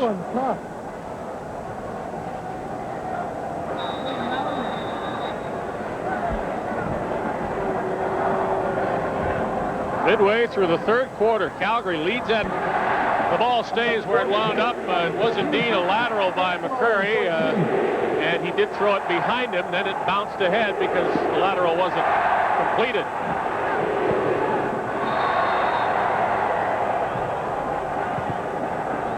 Ball thrown behind Forrest. Marshall Toner having the opportunity of getting off the line of scrimmage first half from a three-point stance on the line, and now Enos Jackson in tight coverage works to his inside, tries to make a great adjustment, but just can't come up with a catch. It seems like it's awfully congested for those receivers and defensive backs in there. Now, the Eskimos saw this Calgary offense on Labor Day for a few plays, and so this can't take them completely by surprise. Unlike the offense that Calgary used in the first half, but it wasn't successful. This one, at least on one play, Larry Willis is getting the job done. All it simply does is put the defensive backs out in man coverage. They drop the safety way back to play the middle, to take that away, which would have been the play that they would have wanted, or defense, when Willis got that big pass. And they're just going to bring those front five in a rush. That's how you defend it. Lachlan will try to add to the lead. There is some wind at his back. Nonetheless, it's a long field goal of 49 yards. Off to the left. Single point. Makes it an 8-point Calgary lead with 7:26 remaining in the third quarter. Well, Joe Farragelli putting Warman in the second half, hoping to settle things down and come up with some plays and get some consistency in that passing game. Come on now.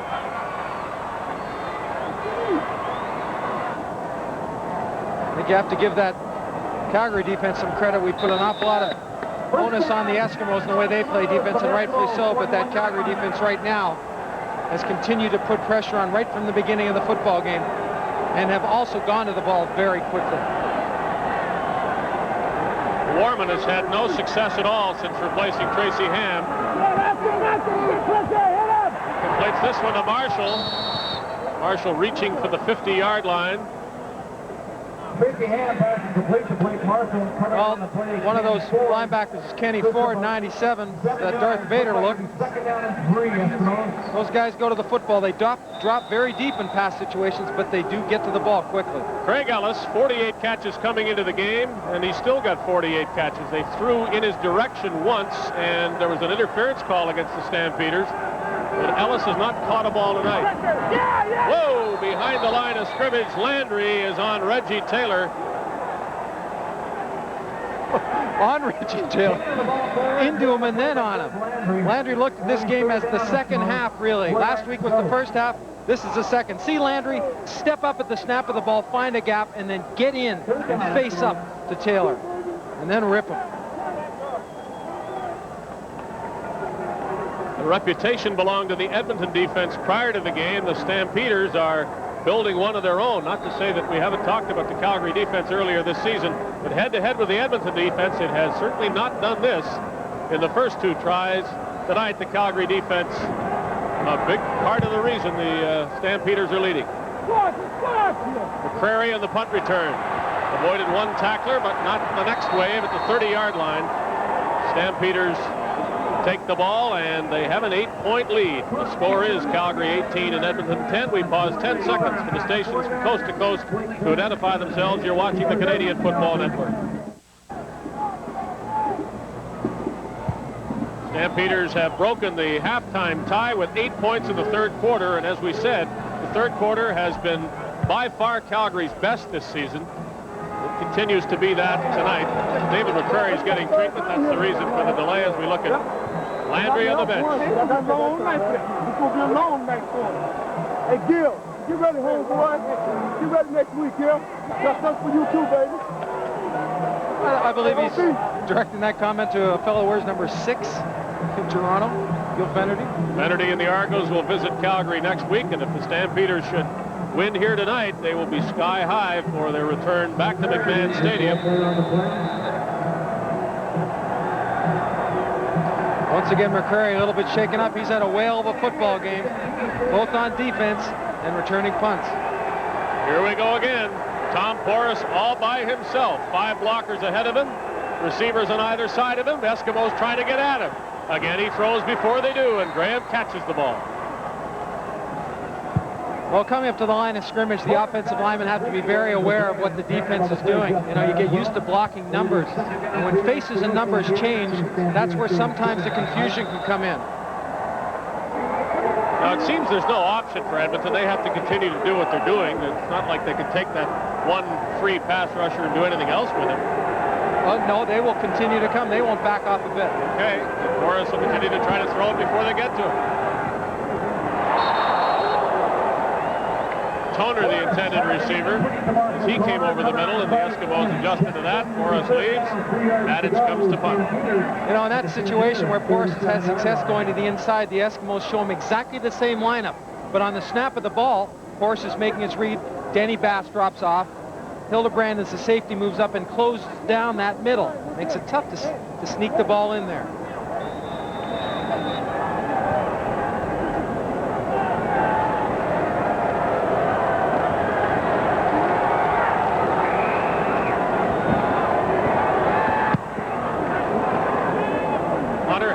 this one bounce, and it goes straight out of bounds. No possibility for a return by Edmonton's Tony Hunter. With 4:58 remaining in the third quarter, the Eskimos get another try at moving the ball. Warman stays in the game. Now, we have not heard, as we look at Tony Spallettini getting treatment, of any injury to Tracy Ham. The only reason he might not be able to play would be the knock he took on the left shoulder in the first half, but it seems a coaching decision to stay with Warman through this third quarter.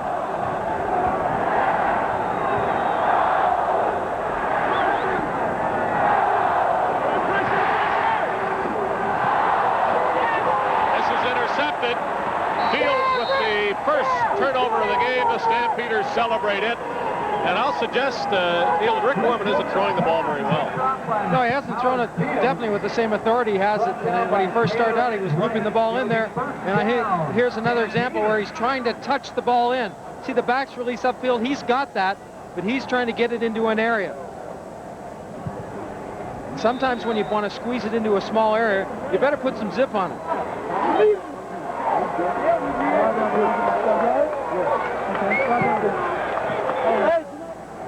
First time the Eskimos have turned the ball over.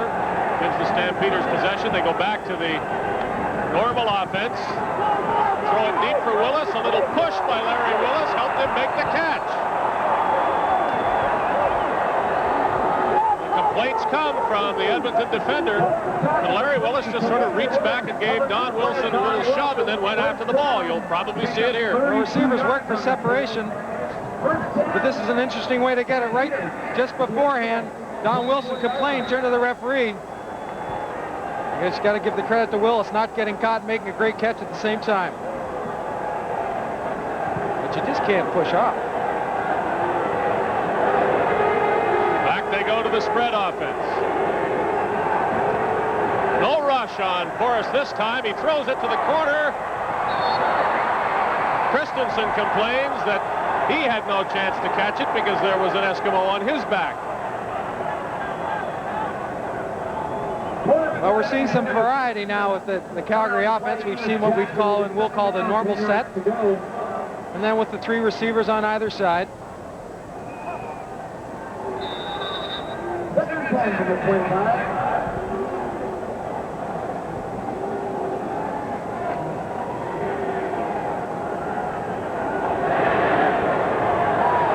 Recognize for yourself now what the Stampeders are doing, although this is a little bit different. One back to stay in for help. Willis has another catch.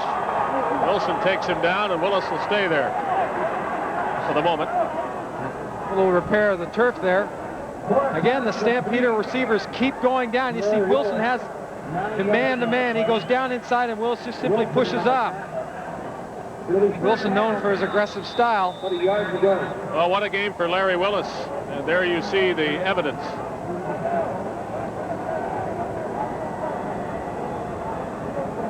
It is third down. It is third and not much more than a yard. About 1.5. But Kuharich, who has had a reputation as a gambler, is up and down the field and haven't had success putting the ball in the end zone. But by comparison to the previous games, they're a little flat. Well, if they're as good as they're supposed to be, they'll respond to this challenge.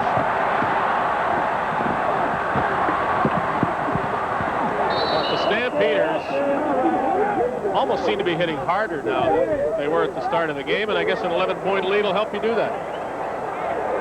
Saw Tony Spallettini a few minutes ago getting his leg stretched, that hamstring.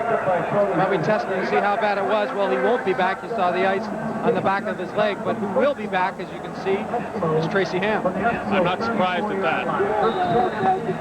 Well, you know, I said that the Eskimo offense is a little bit flat. You've got to give some credit to the Stampeder defense for making them flat.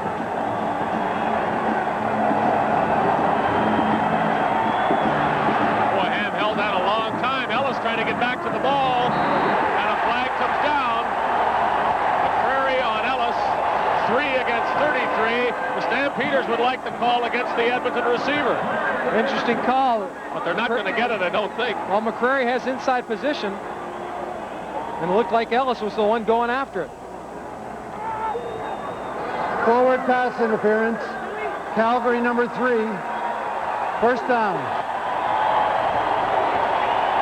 Well, let's look.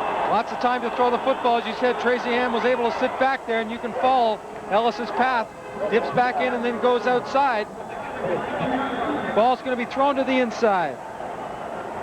And I think he might have got called for that right elbow swinging around at Ellis. Well, Hopkins almost came in and intercepted as they tried to go to Ellis again.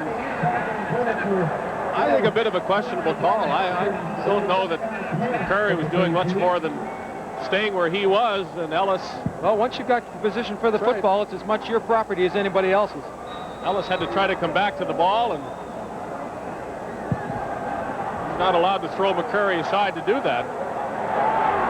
Anyway, the Eskimos do get the call in their favor. Here's Ham, rush, throws it. Keith Wright with the catch, and a big mistake by Ron Hopkins. Hopkins had him covered and then ran too far toward the football. The ball sailed on Hopkins. Tracy Ham in the grasp, or very close to the grasp, and on his way down after buying some extra time. See Landry come up the middle, but nicely picked up by Marshall to cut him off. Warnock to the outside, almost is able to take him down, but watch the reaction. Hopkins moves his up, as you said, but the ball sailed on him, and Wright held his position. Well, Hopkins at that stage has to stay right with his man, Keith Wright. First down, 15-yard line. Ham is on the move at the 10, and he's in the end zone. Touchdown.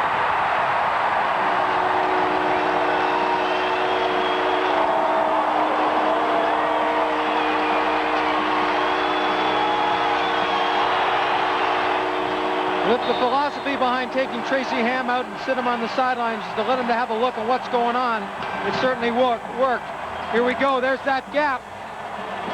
He keeps that ball out as if he's going to throw it. But the closer he gets, you know he's going in.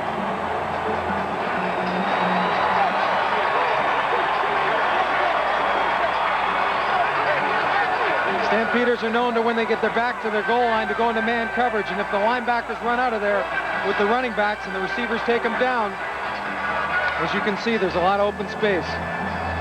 3 plays, 76 yards for the touchdown. Tracy Ham, the last 15 by himself. And the pass interference call, a very important part of that drive, as 2 Calgary linebackers get the treatment, all of them chasing this man. Offensive line, good job of keeping them going to the outside. Belleville, Warnock. There's that pocket to the inside. They've got Price hooked to the one side of the field, and that just opens that gap up. A disciplined pass rush against Tracy Ham is what you need. Keep them up the lanes and then fold the pocket. The offensive line did exactly what they wanted to, create that scene. Eskimos will take the 1 point. Down 5, you always wonder whether you should go for 2 and cut the margin to 3, but there's so much time left that the Eskimos will take the easy points now. With 52 seconds left, third quarter, they are within 4. On that play, both Landry and Ford had gone down to what looked to be cramps.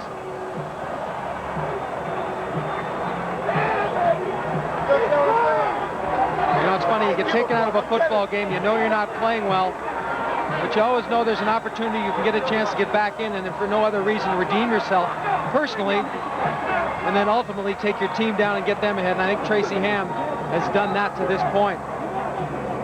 Well, already, and we've got another quarter to go. This is the best game I've seen in this CFL season, and you expect this kind of effort and intensity from the Eskimos and the Stampeders when they play each other. It's been fascinating to watch Calgary particularly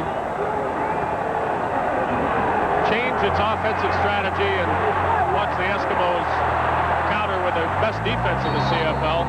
And we've got a full quarter of this to go. Oh, come on now. Flags are down here.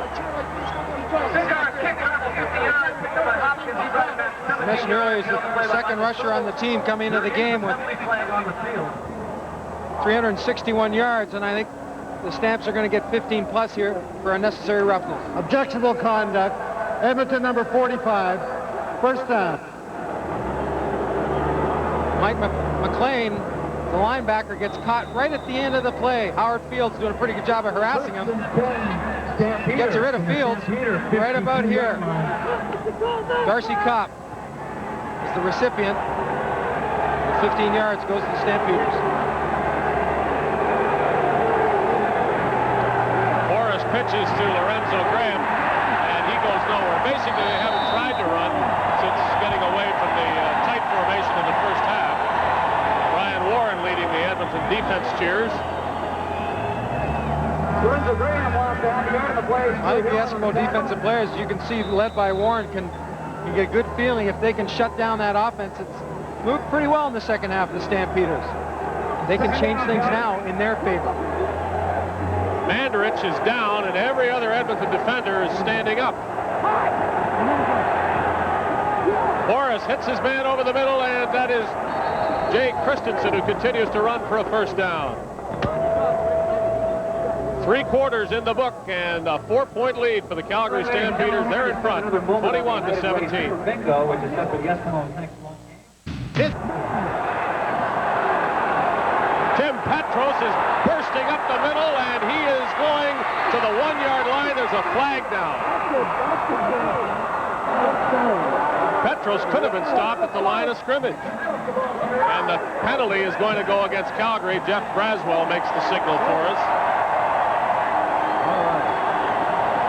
With that flag downfield, as far I'm wondering if the holding was at the point of attack or after he had made the first down.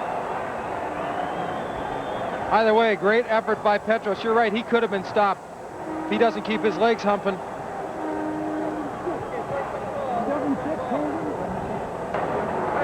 Holding. Calgary number 76. First down.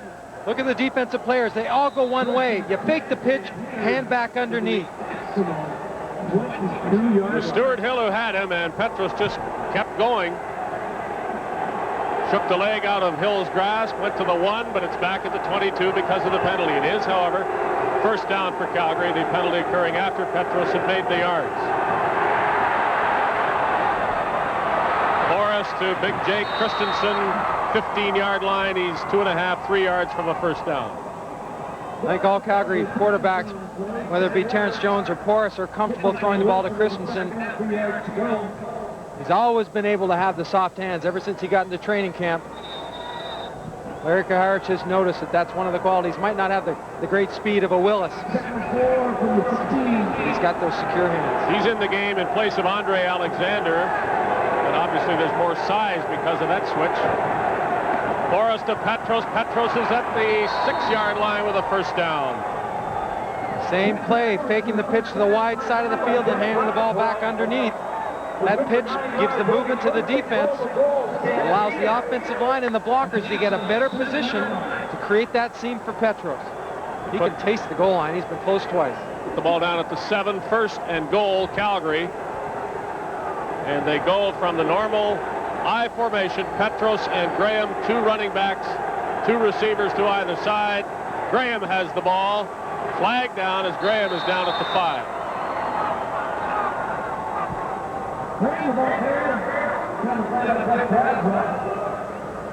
Eskimos still lining up defensively as their front 7 with only John Manrich in a 3-point stance. The rest of them on the line of scrimmage squatting in a 2-point stance. Bill Farragalli doesn't like to see that signal. Offside Edmonton, so it's still first down for the Stampeders.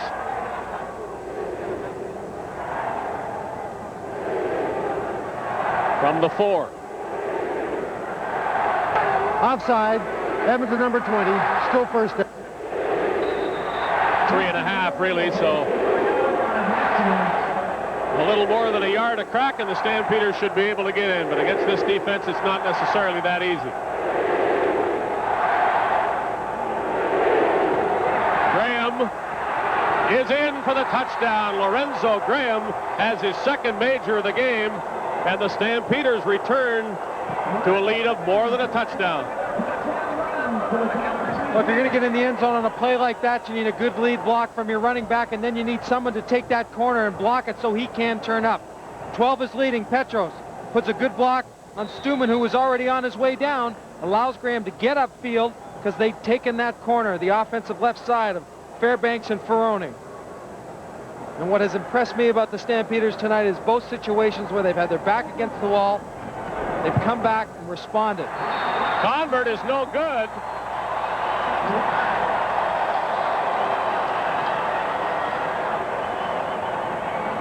So the lead remains 10. Ladies and gentlemen, all the hands are wearing row 53. This is a Foster's Lager telecast on CFN.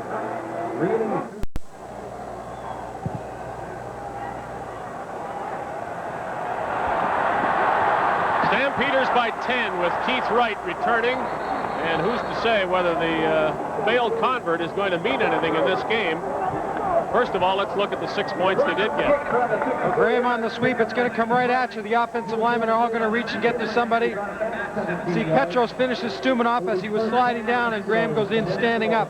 Not an easier one he'll have. And a fellow who wears his emotions on his sleeve, and you'll see him. Gerhardt likes that. After this play, we're going to look at the convert.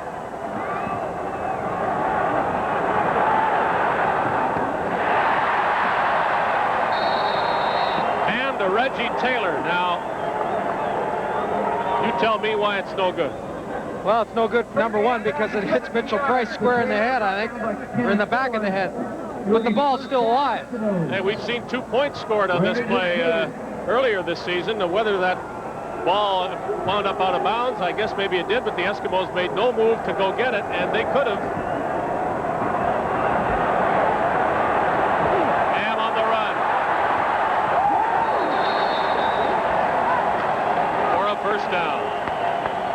You know, the other thing Tracy Ham does when he runs around like this and forces defense, be it the linemen, linebackers, defensive backs, doesn't matter. He tires them out. He puts a lot of pressure on them and adds more movement to their game.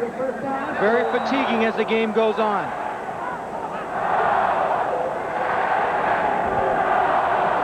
The Stampeder 43. Richards with the catch. One team gets the upper hand, the other team seems to come back. It's been that kind of game, and you can't ask for a better one.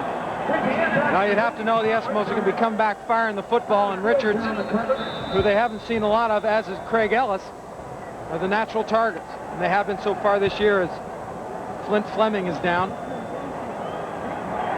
And will receive some attention.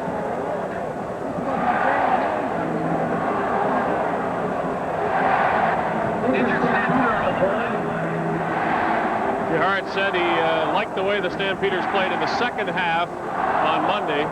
He wanted 60 minutes of football like that tonight, and he said, we need that. No way to beat this team in this stadium by playing one good half or even 3/4. It was tied at the half, 10-10, and the game has certainly opened up in the second half. 63 yards to Larry Willis as the Stampeders led, plus a field goal by McLaughlin. 21-10. Then Tracy Ham returned after Rick Orman started the third quarter. Put the Eskimos within 4. Now in the fourth quarter, Lorenzo Graham ran it in for 3 yards. The Stampeders missed the convert. Let's remember that, to lead by 10. Fleming out. Vernell Quinn comes in at that rush end spot, one that he is familiar with, played earlier on in the season. Lots of time, throws it deep, but not accurately. Tracy Ham is down, and a flag goes down immediately afterwards. Did the Stampeders rush him again? Yes, roughed it.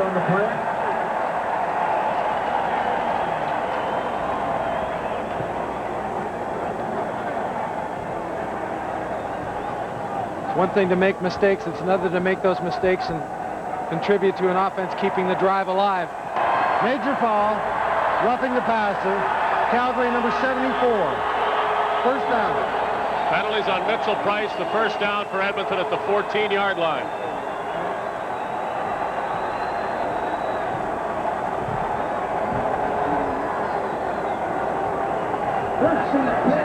Ham is waiting for referee Jake Ireland to pick up his flag and whistle play back in. That being done, here come the Eskimos.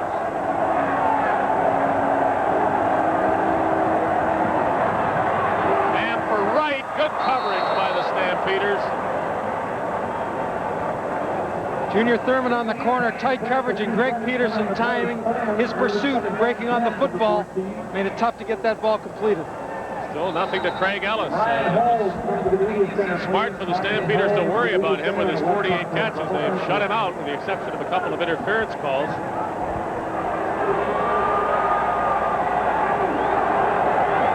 See if Ham looks to Ellis now. Ham is looking to run. Diving over the top to save it out at the 5, and he doesn't have the first down. But they are close enough to go for it if they wish. Classic example, and be able to appreciate how quick Tracy Ham is. Watch when he does get out of there forced because of pressure. Quinn, who is in the backside, has the pursuit angle. So does Landry, and he outruns both of them to a point on the field before he goes for the leap. I don't think the Eskimos got any break where they're putting the ball. He looked as though he was at the 4-yard line when he stepped out, and they have it marked at the 5. Well, this game is taking its toll. Landry on a number of occasions this evening has either gone out for cramps or because of contact. Guy flies around as much as that.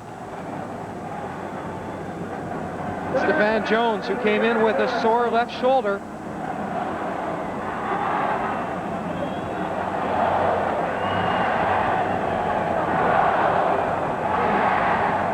A week ago, he couldn't put that left arm up over his head. Let's remember, this is the Eskimos' 3rd game in 10 days. So the fact that there are some aches and pains at the start of the game shouldn't surprise you, nor should any injuries that occur from now to the end of it. Well, I talked to John Manders before the game, and he said if Brett Williams hadn't gone down, he might have been scheduled to have his knee scoped. Williams goes down, he hasn't got time, and they get to look ahead to 3 days off and a bit of a break, a chance to heal some of those wounds. Here's 3rd down, less than a yard from just inside the Calgary 5. There was no thought to a field goal. The Eskimos want a touchdown, and they think this is virtually automatic to get the first down here. Ham himself, he probably does have it. Not any trouble. The Stampeders aren't conceding anything, though.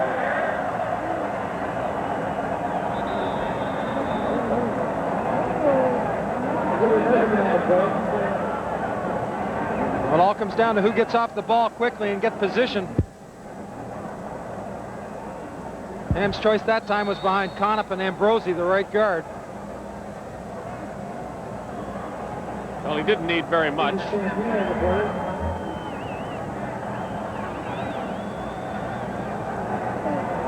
He didn't just get very much. barely got what he needed. Nose of the football. Watch him take the step to the left and get down low. Good surge. You see the Stampeders firing in like darts, trying to stop that forward process.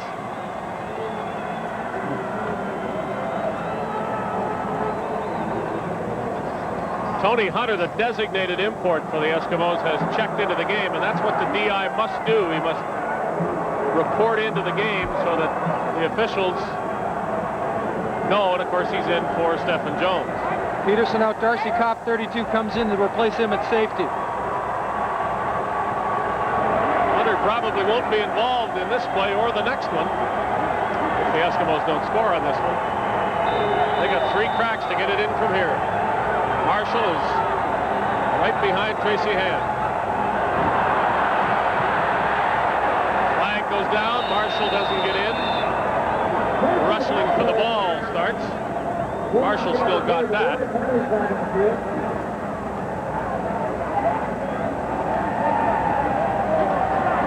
Offside, the Stampeders. Just gives them another crack. They come up with a good defensive play, and they give Edmonton a chance to start over again. Outside, Calgary, first down. Now the Eskimos have what they call their elephants. That short yardage, Manders in the right tight end position.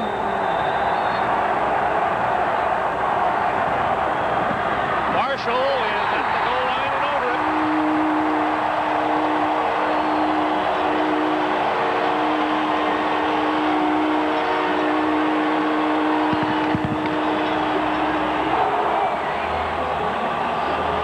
It's nice to have a money man when you get down near the goal line. Watch how he puts his shoulder pads down. Doesn't give people a lot to hit, and what they do have to hit is a pair of shoulder pads and a helmet coming at you. The play before, he gave the defenders his chest, but that time there was nothing to take away from Marshall. That's the way you run a short yardage and have success. Nothing's automatic on converts. We've learned that in the past couple of weeks. Korek does make this one, and because the Stampeders missed theirs, the lead is 3 and not 4. Don't forget that.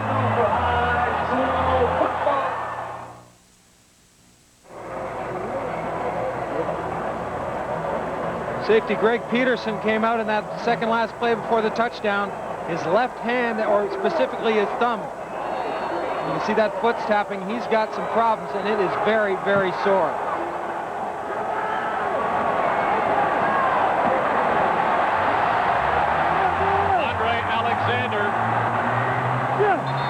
Nice return to the 45-yard line for the man they call the glowworm. Gives the Stampeders good field position.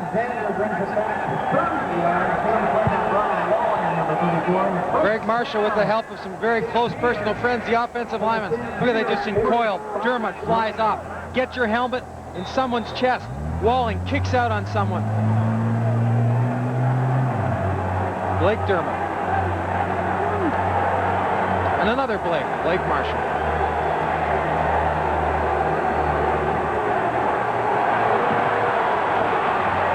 Graham is hit, gain of a couple of yards.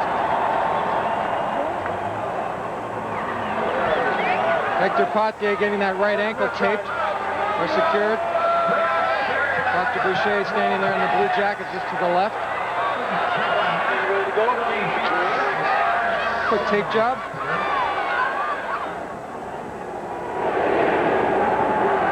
Less than 9 minutes now in the fourth quarter. The Stampeders holding a 3-point lead.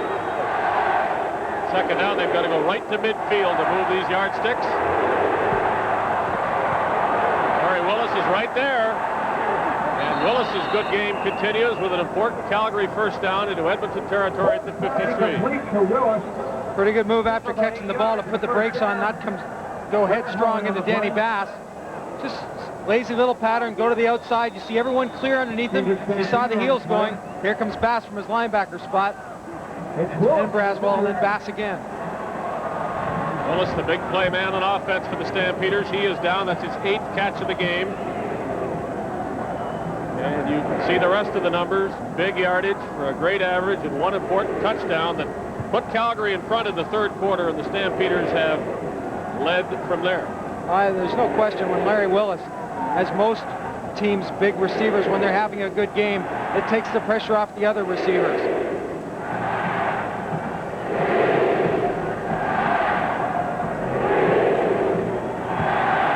Willis came into this game with a streak of 46 games and at least one catch per game, and Blake Marshall's got himself a couple of touchdowns. He's got to like playing that short yardage.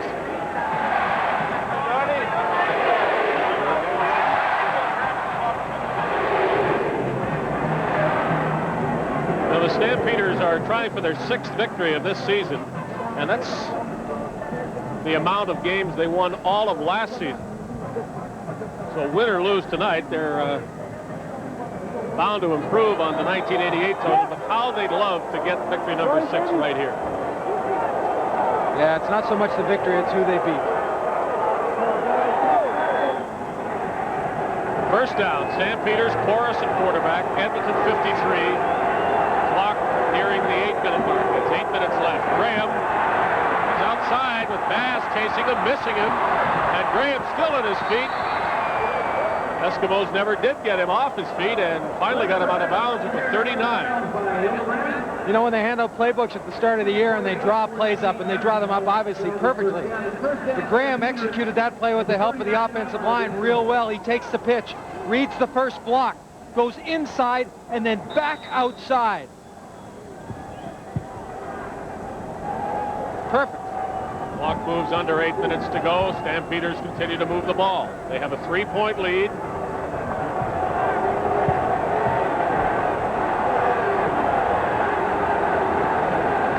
Again, it's Lorenzo Graham. This time, nothing. Mass got him that time with Don Wilson's help. Larry Caharet said the key to the Eskimo defense, and I'm sure everyone on the Eskimo team is aware, especially the coaches, is Danny Bass. Says he's so tough to block. His movement is so good, and he's so smart.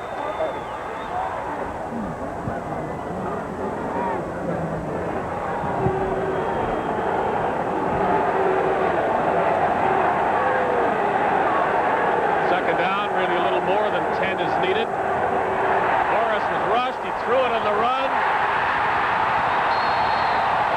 Another Edmonton interception, and how they have hurt the Stampeders. That's the fourth one.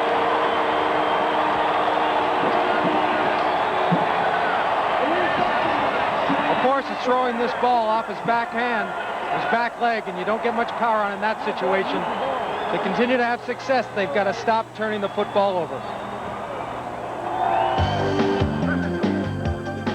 Next on CFN Friday, Darrell Smith is just 1,000-yard receiver that the Calgary Stampeders will have to worry about. The Argos and the Stampeders at McMahon Stadium, and that means Dan Peroni in red and white. At home in Calgary, his new home against his former team, the Toronto Argos. It's Friday on CFN Toronto at Calgary. It's at 9:30 Eastern Time.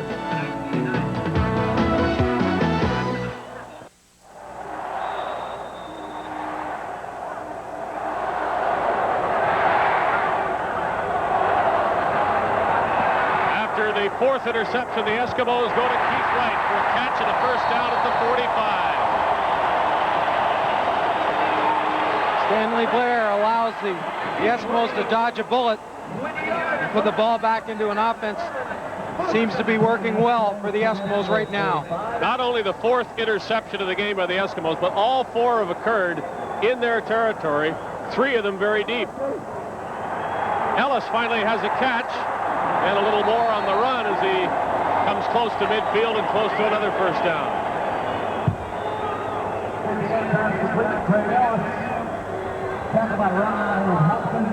Catch number 49 in the season. Craig Ellis led the league in catches twice earlier in his career, 84 and 85 with Saskatchewan. He is battling to do it again 4 years later, which would be quite a story.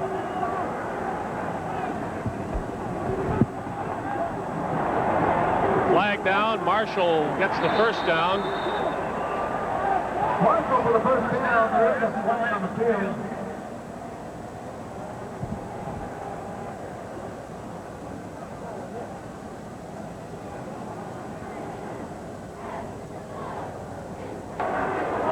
There is no infraction on the play. First down. Just a flag.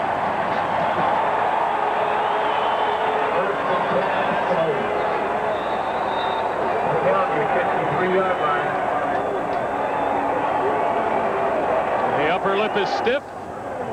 The jaw pointed.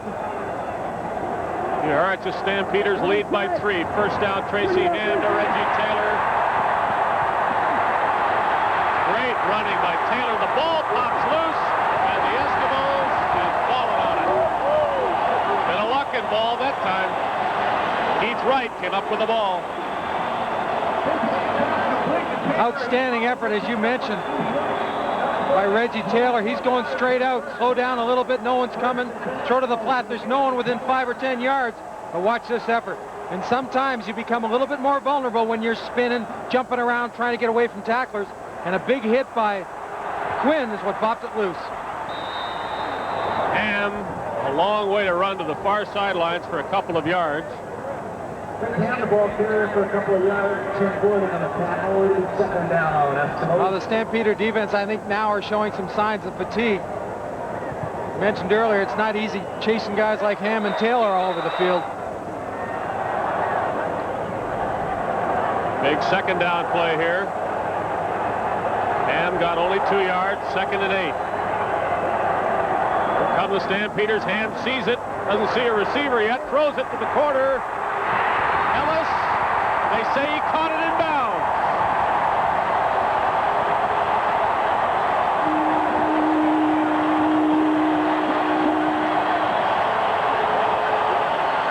Well, Ellis has got a matchup he's got to like. It's on Vernell Quinn. He tries to take him inside.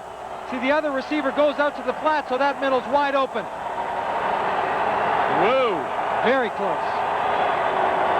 Great catch. Does that foot get in? No, that foot's on the white line. Well, except that I think the ruling is that the Calgary player hit Ellis, and had he not, Craig Ellis could have come down with the ball. A close call either way, but there's no doubt he came down on the line. However, the ruling will be, if we're to interpret it correctly, that the Stampeder player made him do that, and that made the touchdown possible. Marshall is in.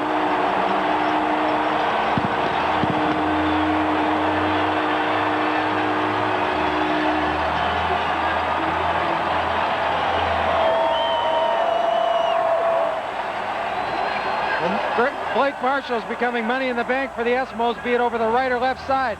See all the offensive linemen reaching to that side, going for the cutoff, and just letting Blake Marshall find that seam, even as so small as it might be, and let him blow it open. A long Edmonton drive, 85 yards. Marshall took it the last yard. Craig Ellis, shut out for basically the entire night, comes up with what is now the biggest catch of the game.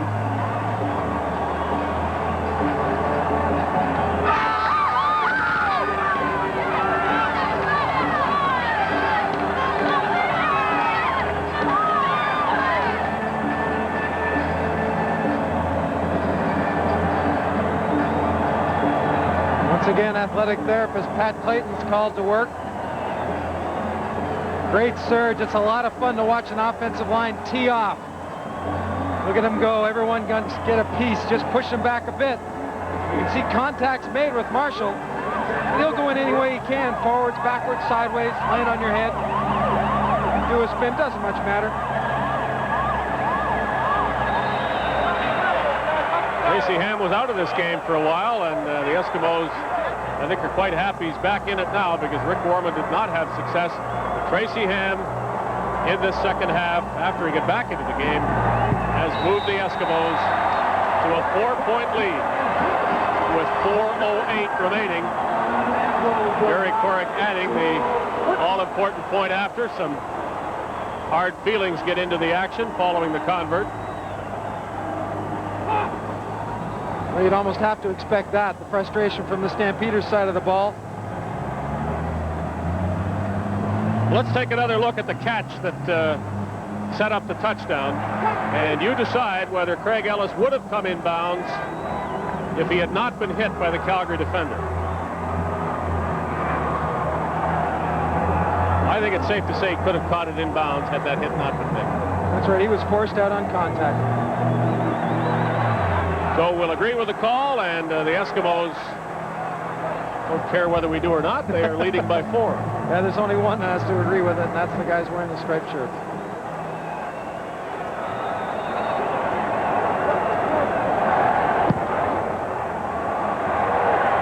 Strange-looking kickoff that's going to stay in bounds. And Hopkins doesn't stay on his feet very long as Blake Marshall is down there to administer the hit.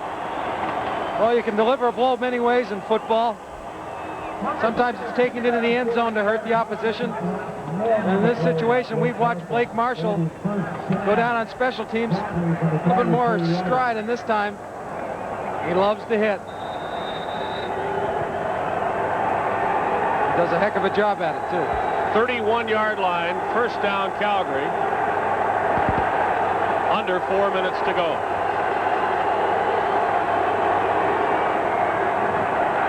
To Petros, and the Eskimos have him wrapped up.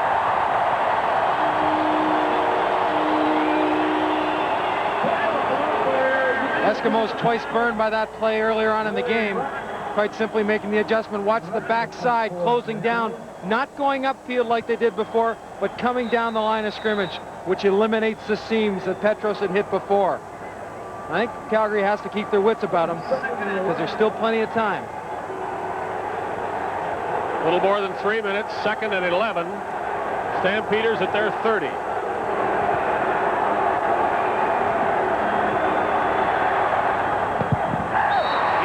complete.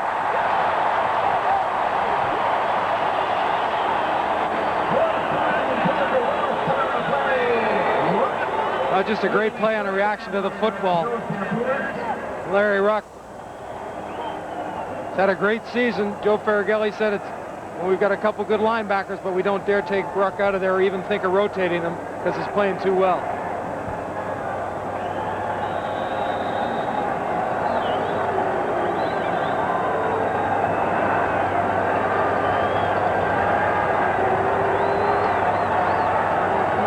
His 10th punt of the game.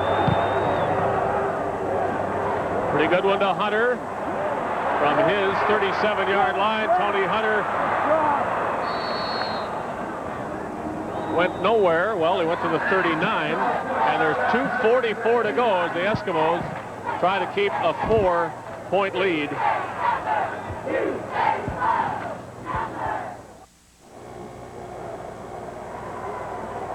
Terrence Jones in the first half threw his first touchdown pass as a Stampeder. Willis has had a catch from Tom Forrest for a TD. Tracy Ham has made a big difference in the second half.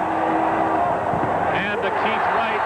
Thurman is on top of him, but not before Wright makes the catch. The Stampeders don't think he did, but the ball is staying right there. Keith Wright's come up with some big catches, especially in this second half. So a lot of the Eskimos keep drives alive.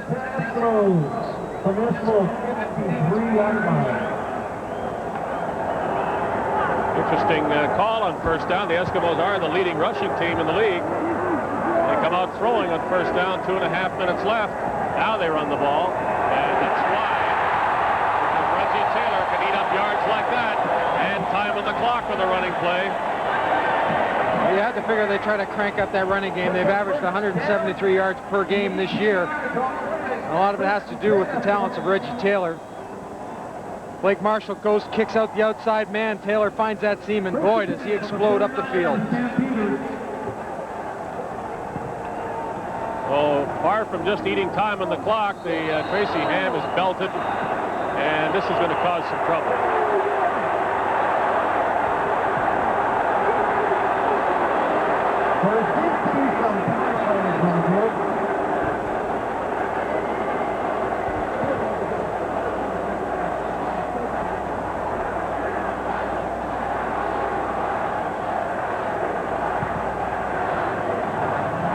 It'd be an easy job to straighten that out. Who did what and when and why? That's what they're trying to figure out right now.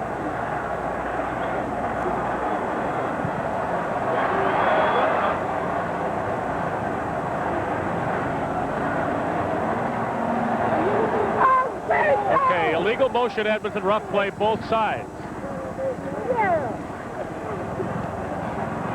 And it is pretty tough when you're starting a blitz and the whistle Procedure, blows.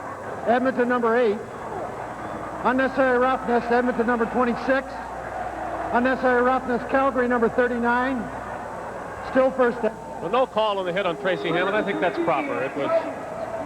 Well, they're coming hard. difficult. He's pulling back out, and they have to assume he's got the football.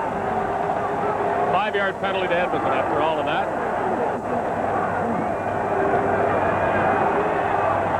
And to the corner, Hopkins trying to make. Not there. Touchdown pass is Tony Hunter, the designated import, in for Stephen Jones, has himself a TD.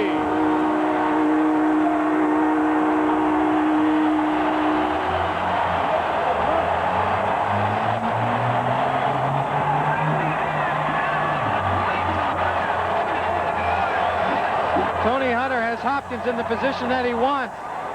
Not knowing where the football is. Look to get to the outside. No one either in the face or close to Tracy Ham. See Hopkins, he turns the in and then back out. By the time he turns back out inside to see where the ball is, Hunter's able to just turn the Jets on a little bit and get by him a yard. Tony Hunter's a happy young man, and to say the least, Larry Kuharich is not. The Stampeders gave it, to me, like everything they had, and it's not good enough. As the Eskimos go up by 11 with 1:53.